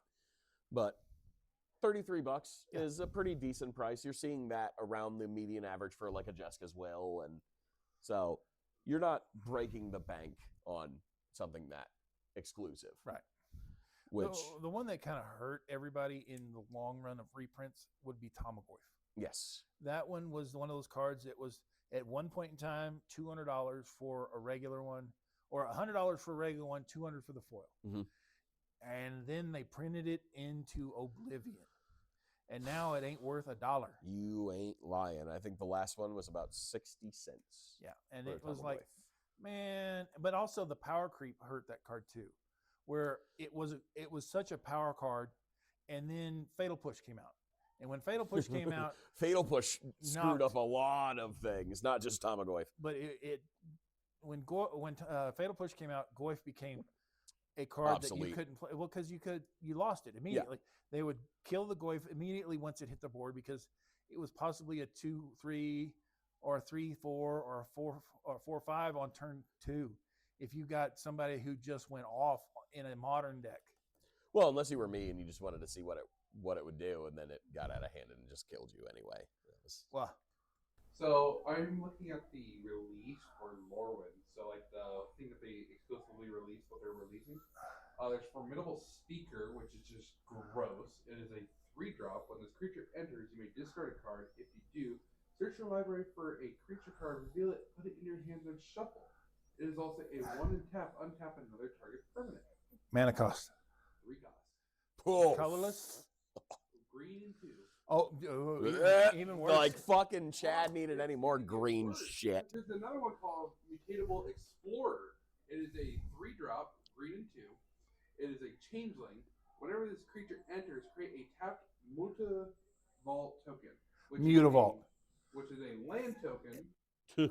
Yeah, we know Mutavault. Mutavault tokens? We're Awesome. getting Mutavault I tokens. think our landfall decks are going to about get. Oh No, here's what's really gross in that same scenario. Think of the Overlord from Duskmourn, Mm-hmm. the green Overlord that makes the everything lands. Yeah. Michael's gonna have a field day with that one. That's gonna be a lot of fun. Him and his bagel deck. Yeah, His little yeah. bagel deck. But yeah, man. I mean, we're seeing some really fun stuff coming into Lorwyn. I'm super excited for January and where we're gonna go from here. I mean, I'm gonna be really excited about seeing what we got, seeing what's coming. Hopefully, I can afford some of this because I mean, I'm not made out of money, so it's kind of hard to play that game.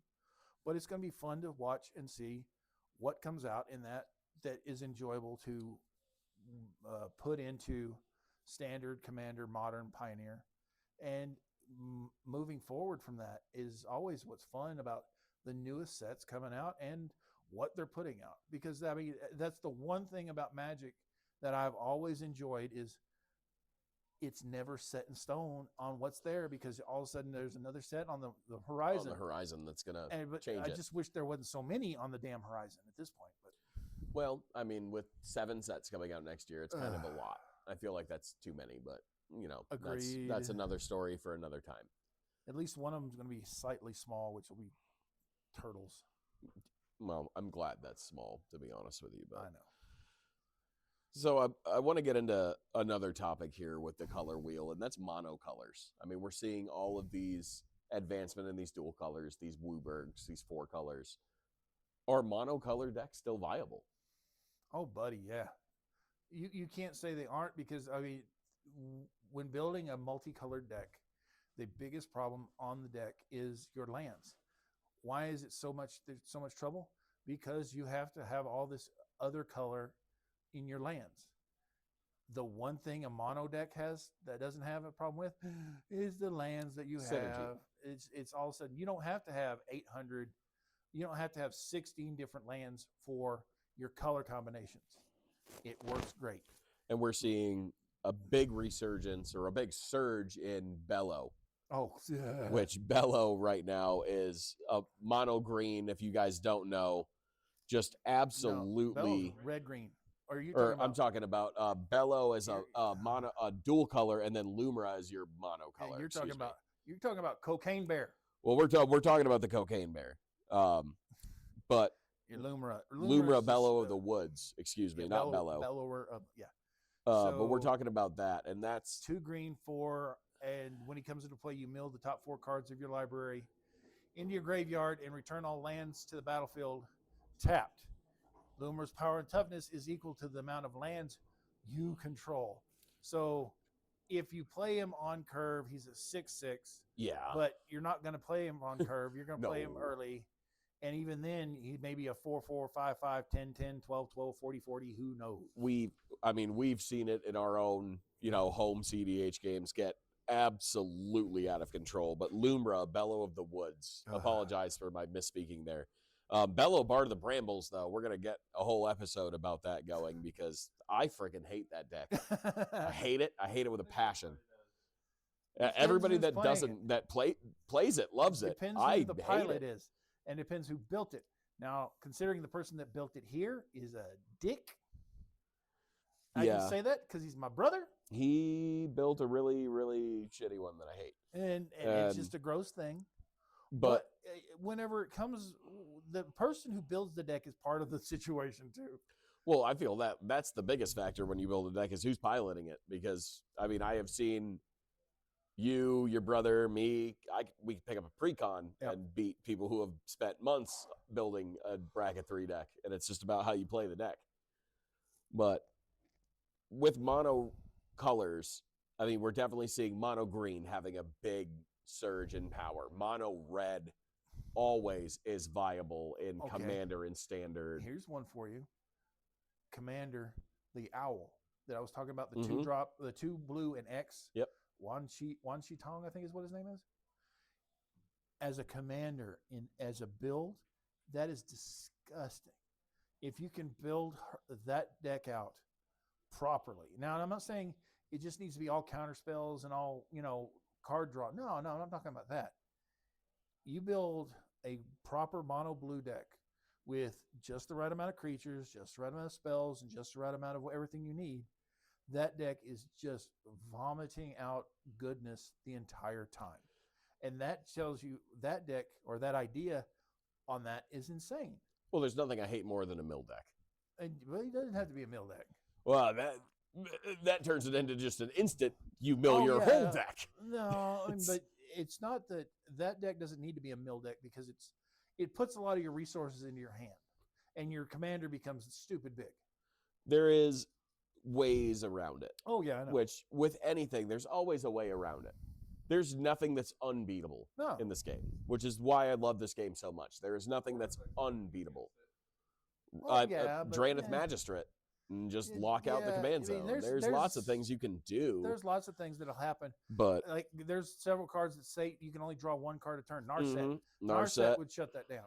But there's Blood Moon would shut it down because you're losing a lot of your mana. If it's a mono blue deck, then you shouldn't be running. It shouldn't be that bad. Well, true. If you're running a mono blue, I guess that's true. But most things you can shut down with land manipulation. You can shut down with multi-spell manipulation. Rug of Smothering is a great thing to be shutting down spell slinging decks. There's great cards that will work with the deck and get cards against it. And whenever you've got a guy who's running that Wan Shi Tong, where they slowly build him up, kind of like my everybody affectionately calls bird murder, where if you don't deal with this card, which is Ishin, Dragon Speaker, Dragon Speaker, or Ojutai.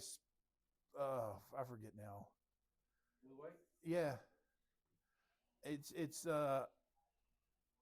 Ojutai's Speaker or something like that. I forget what the name of it is, but it's like Isana. I hate. Sometimes I can't even remember the name of the card. But it's blue white. And whenever opponent plays a spell, you put a +1/+1 counter on this 1/1 flyer. And what's so gross about it is Ishai who you're thinking of. Ishai. Yeah, Ishai. What's the full? Flying. Whenever an opponent casts a spell, it's Ishai Ojati Dragon Speaker. Ojutai Dragon Speaker. And whenever your opponent plays a spell, you put a +1/+1 counter on it.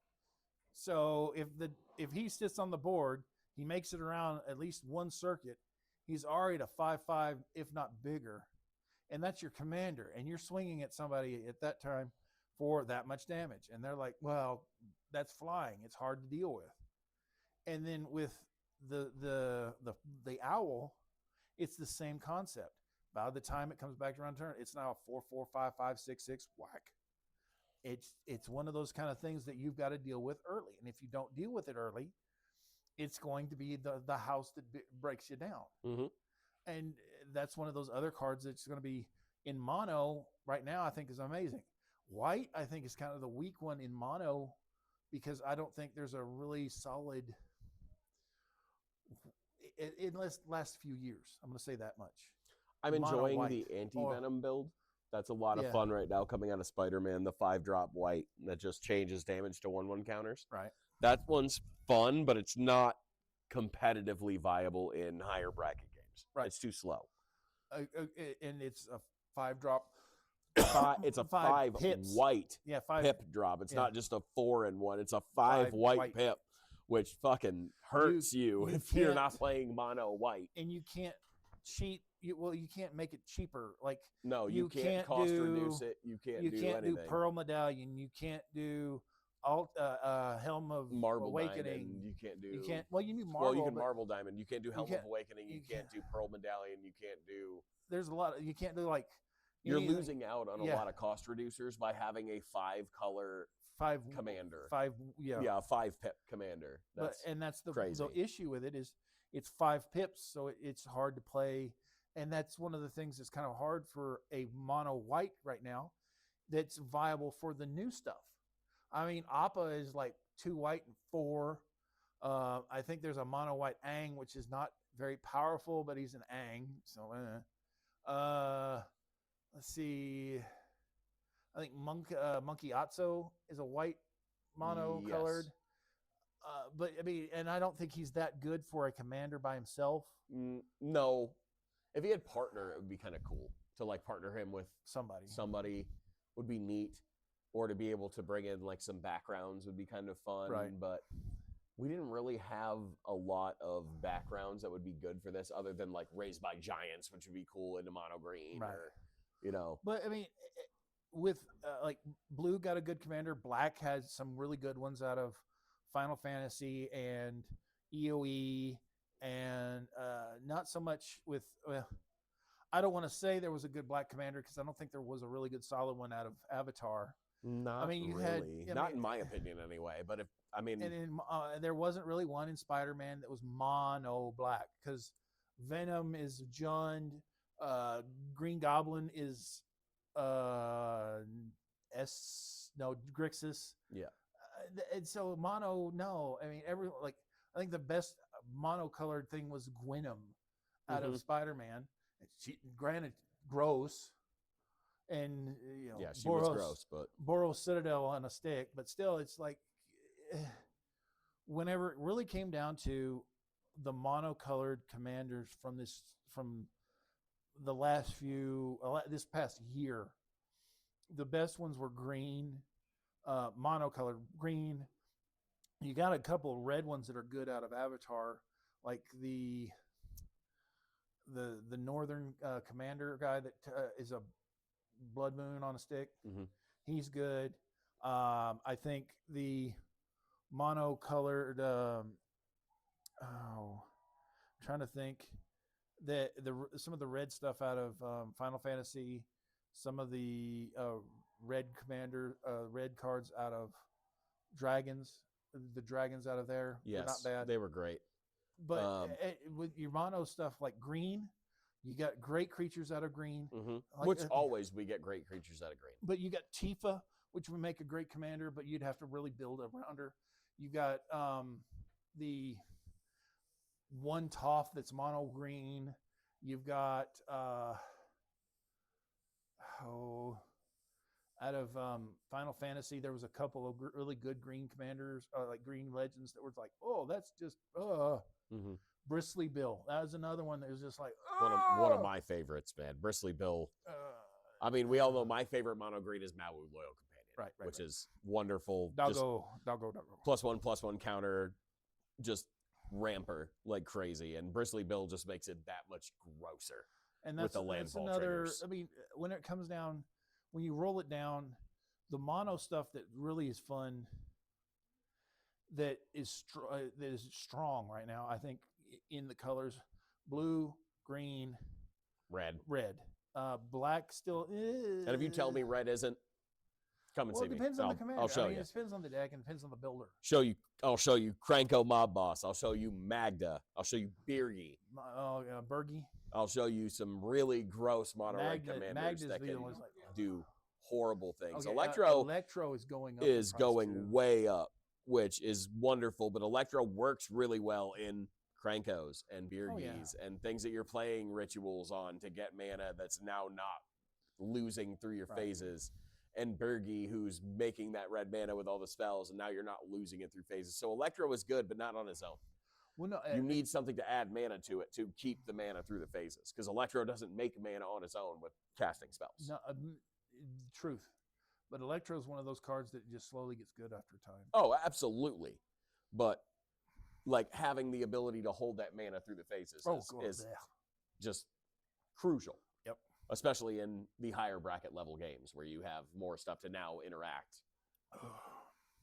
But now going into moving out of this, I kind of have a fun challenge that I want to give you, Chad. Oh, fun. Rapture. So we're going to build a fun commander deck for our bonus episode coming up where I want you to use stuff that you don't normally play. So I'm going to give you some fun color combinations. I picked a fun commander for you. Okay. It's going to be in a Gruul, which you're used to. You love Gruul. I love Gruul. So I'm going to give you Raga Draga, Gorgut's boss. Right. Raga Draga is all right, read them up. a lot of fun. I mean, Raga Draga is pretty cheap one. It's a cheap card on TCG Player 2. It's going for about 7 cents. Yeah. So this is a really fun commander that you can build, which is going to be fun. And it's really centered around mana abilities, which we've talked to about Color Pie, which is going to be a lot of fun. Each creature you control with a mana ability gets +2/+2. Whenever a creature you control with a mana ability attacks, untap it. And then whenever you cast a spell, if at least 7 mana was spent to cast it, untap target creature, it gets +7/+7 and trample until end of turn. Okay. So you've got anything with a mana ability +2/+2. Anytime a creature with a mana ability attacks, you're going to untap it. And then anytime you spend 7 or more to cast a spell, you're going to get +7/+7 and trample on a target creature. All right. For 2, a red and a green. 4/4. So it's 4 mana, a red, a green, and 2 mana? It's a red, green, and 2 colorless. Okay. For a 4/4. All right. Who are we talking about? Raga Draga, Gorgut's boss. Good luck for that spell. Okay, so first things first, grab as many mana dorks as flipping mags as possible. So you're going to get Llanowar Elf, you're going to get Finhorn, you're going to get Bop, Elvish Mystic. Bird of Paradise. Mystic, no, because Mystic draws you a card. No, Elvish Mystic's a 1-drop, tap it for... Oh, you Mystic. I'm thinking, I was in my head. Simian Spirit Guide, Elvish Spirit Guide. Both of those. Let's see.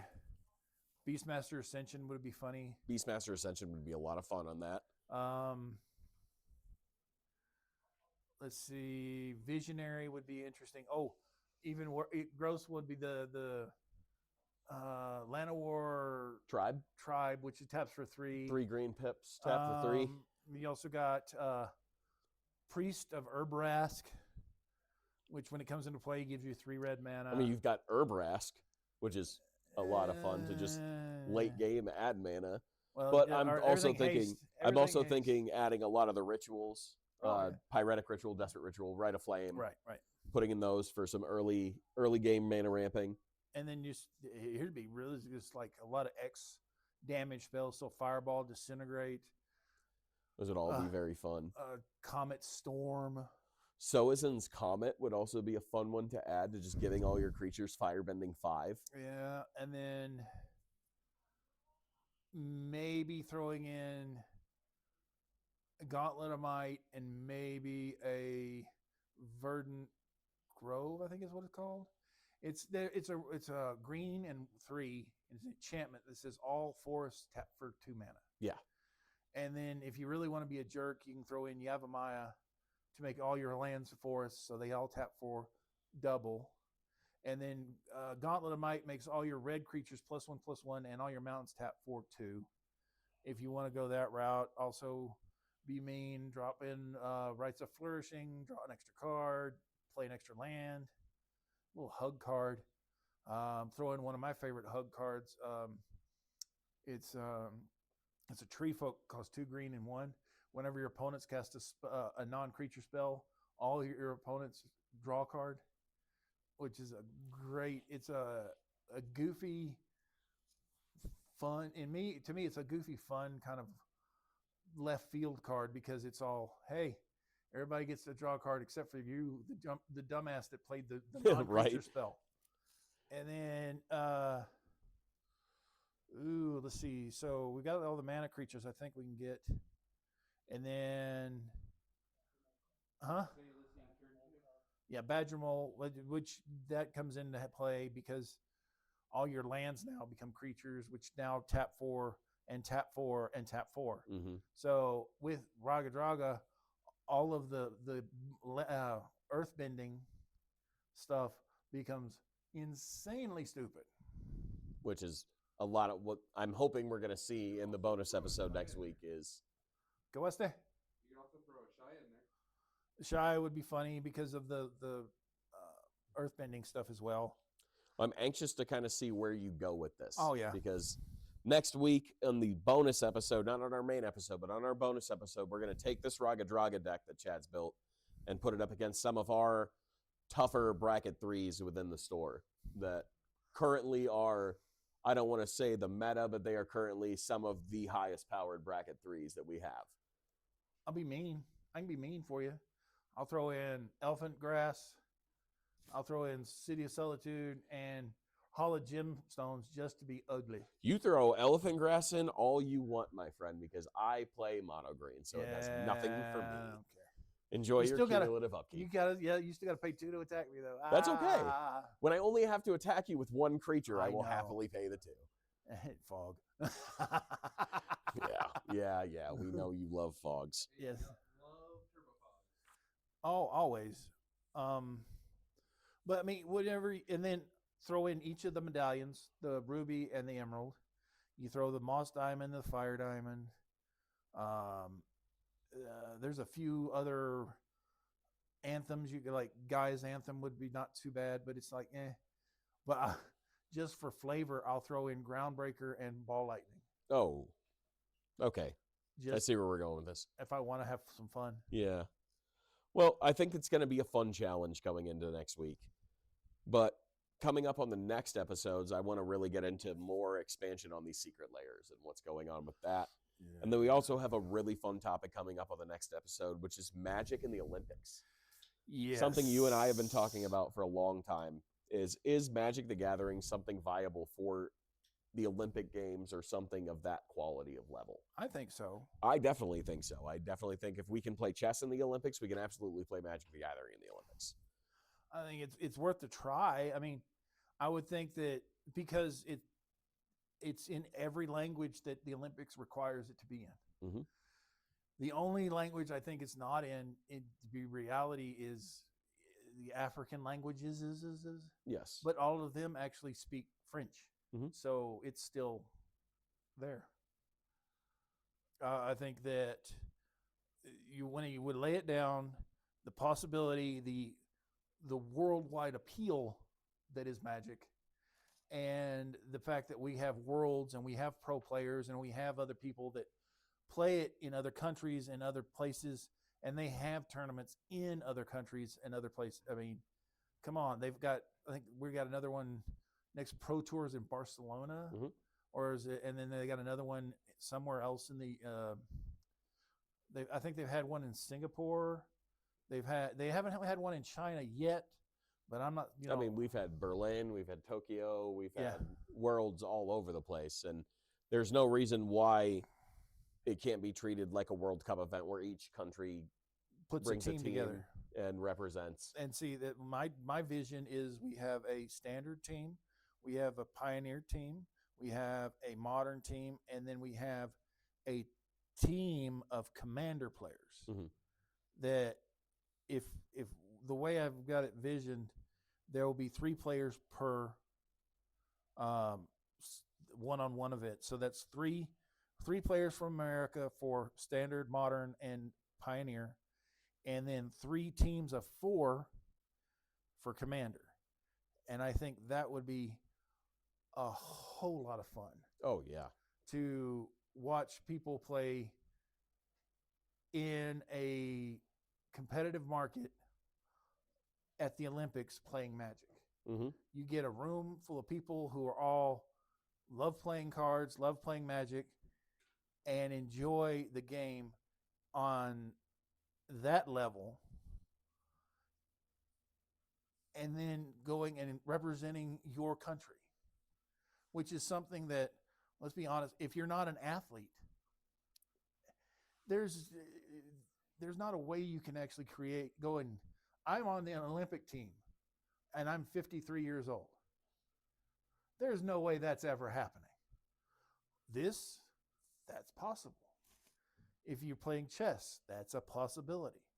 But if you're not an Olympic athlete, and you're in a certain age, you can't do that anymore. No. But this allows for that kind of concept to really come forward and move the question up of why. And with all of the negative publicity, I'm going to put it in air quotes, publicity that Wizards is getting for, or Hasbro is getting for not being able to keep up with trends, or everything they make that's not Wizards of the Coast related losing money, that this would be a positive and a, let's say, maybe cash grab, like you call it, but it's a positive outlook or positive thing for the community mm-hmm. and or people, because everybody, be honest, they love the Olympics, because the Olympics is something that not everybody gets to go to, but everybody's interested about it. Everybody loves to watch it, and that's a lot of something people that like to watch it, and a lot of people like to watch. Not as many people like to watch Magic being played, but a lot of people like the fact that whenever you play a game, and if you're an Olympic athlete, it matters. I've got a buddy who lives in town who has 2 silver medals from the Paralympics, and he was a swimmer. And he still coaches swimming. He's blind, but he's an amazing coach. And for him to talk about being in the Olympics, to listen to him talk about it, is an amazing story and an amazing concept that I think people of this mindset that play cards and play games like this deserve a chance to go to the Olympics and be having a fun time and putting out our face more. There's already pro athletes that play the game. There's, you got Cassius Marsh, who's I think he's retired now, but he's a pro football player. You got a bunch of pro football players now because of him that play cards. You got a bunch of pro basketball players that play cards because on the bus rides, it's like easier for them to play cards, or it's easier for them to play on their phone on Arena. mm-hmm. And even though I'm not a huge proponent of Arena, I'm really not either. It's that's very repetitive to me, but that's another story for another time. I mean, Arena is not what people flood to a podcast to talk about. I mean, if that was a thing, we would have an Arena podcast, but that's not a thing for us. And they play the cards, they play the games, they play the stuff.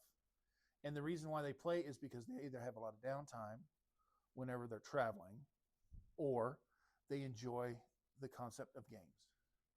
And whenever, add one thing. Go ahead. I think nerds little bit of the spotlight wanted now.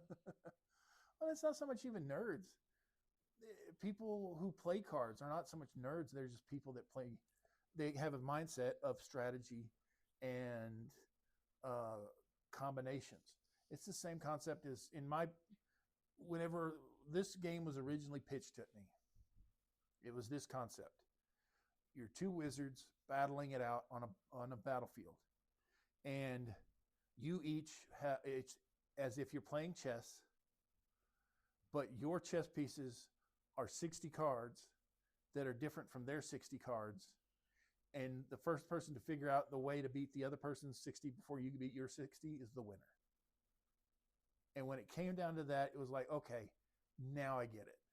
Because you put it on a point of chessboard, you move to move to move to move, counter move to this counter move to this counter move to this counter move to win. And if you play aggressively or if you don't play aggressively, depending on the chess player you are, you win. And some chess players, very aggressive, some very reserved. It's the same concept. Mm-hmm. And I love that about the game. And it's so drastically diametric that there are so many different variants. There are so many different ways to make this game work and there are people who will take random little cards that aren't worth they aren't worth 2 cents and go in and go house somebody's world with this 2-cent card. And everybody's like, why didn't I see that coming? Or why didn't I think of that? If you're playing elves, there's a great card. Costs 1 green, 2 of another. Turns any land of yours into a guy's cradle for elves. It works in elf decks. But does it work in anything else? No, not so much. But it works in elf decks. There's cards that work in goblin decks, specifically goblin decks. Mm-hmm. There's cards for everything everything. When it comes down to it, once you put it together, it makes it work. And that's the thing that makes this game so much diversity and so much fun, that if it's possible, to make this an Olympic event, I think would be amazing, because it makes sense that all the people around this planet, of all the games that are out there, this one is played across the board. It's played in the United States. It's played in Mexico. It's played in Canada. It's played in Europe. It's played in Japan. It's played in China. It's played in Russia. It's played in Australia. I think it's played in South Africa. It's played all up and down South America. And to be honest, I think it's played in some places in Egypt. In Africa. I think it's even played in the Arab nations in some point, because I think they play in the French. I think more than the Arabic, or the whatever. I think it's played in Israel. It's played in Turkey. It's played across the planet. And for it not to be considered an Olympic event is insane to me, because it's so widespread. I mean, granted, this next coming Summer Olympics, they're actually putting football, as in American football, will be the first time they've played it there, which is going to be ugly because, dear Lord, the Americans are going to kill everybody. But it's there. I don't know. I mean, like Samoa is part of America. No, they had like American Samoa, and then you have like, there are a lot of Polynesian countries that have rugby teams that are gonna. That's the Philippines. They put a hurting on America pretty hard, that's man. The Philippines. You're talking like the Filipinos have some pretty rough rugby players. So does New Zealand. Okay, but that's then you've got like Philippines. Those Maori boys are. Oh yeah, I know. They're big and scary. But like you also got to think, how long have people been playing football here? Oh yeah. And then, well, if you want to get technical, like, we're gonna outclass everybody in football, but out rough, there are some countries that are gonna fucking hurt us. Well, I mean, like bad. Australia's got great rugby teams. I would love to see a New Zealand American football team. That would be amazing. To just see a whole bunch of big tattooed Maori people in football pads just crushing well, the fact everyone that else. half of them come over here to play football anyway. Yep. But that's I We're think definitely that's going would to be keep one of those. expanding on this through these episodes, though, because this is not a one and done Please, shot about Magic in the Olympics. But we want to hear from you guys too in the Yes. comments on what you guys think about Magic in the Olympics. Please let me know, and I've got a setup of ideas for how to run the tournaments, but let me know how you would run these tournaments if that's possible. If you like the way, if you think that's the way to run it, let me know your decisions, because I've got ones of my own. We will let you know come the next few episodes of what's going on. Hopefully we get some traction on this and some people listen. But it would be interesting to see if this makes it into the next summer, or if they can pull it off winter as well, because this is an indoor kind of sport and you can get away with it. I can definitely see it going into the Winter Olympics. Well, I mean, you have an Olympics set up every 2 years, so I really think going into expanding on the Olympics, it's going to be very fun to see how we can really talk more on this. Oh, yeah. Especially in these future episodes and in these bonus episodes, and seeing how this can really go. But as far as the rest of today goes, I think we've really hit a great stopping point as far as the color pie and these impacts that we're seeing throughout these last few sets. And I mean, next week we're going to look at expanding a little bit more into this and then really focusing more on Avatar: The Last Airbender and its impact that we've talked about into CDH, into EDH, into Pioneer, into Standard, and all of that. Sweet. I'm down. Maybe we can talk some other people into coming too. Hopefully we'll have someone else on the podcast that'll help add some insight. We are still working through our guest list and everything else on who's going to be on and who's not. Primarily you will see us, but we will be bringing in some fun guests for our podcast every now and then that can really provide some more insight into not only the CDH world, but the EDH world and the Standard world as well. So we're really looking forward to that.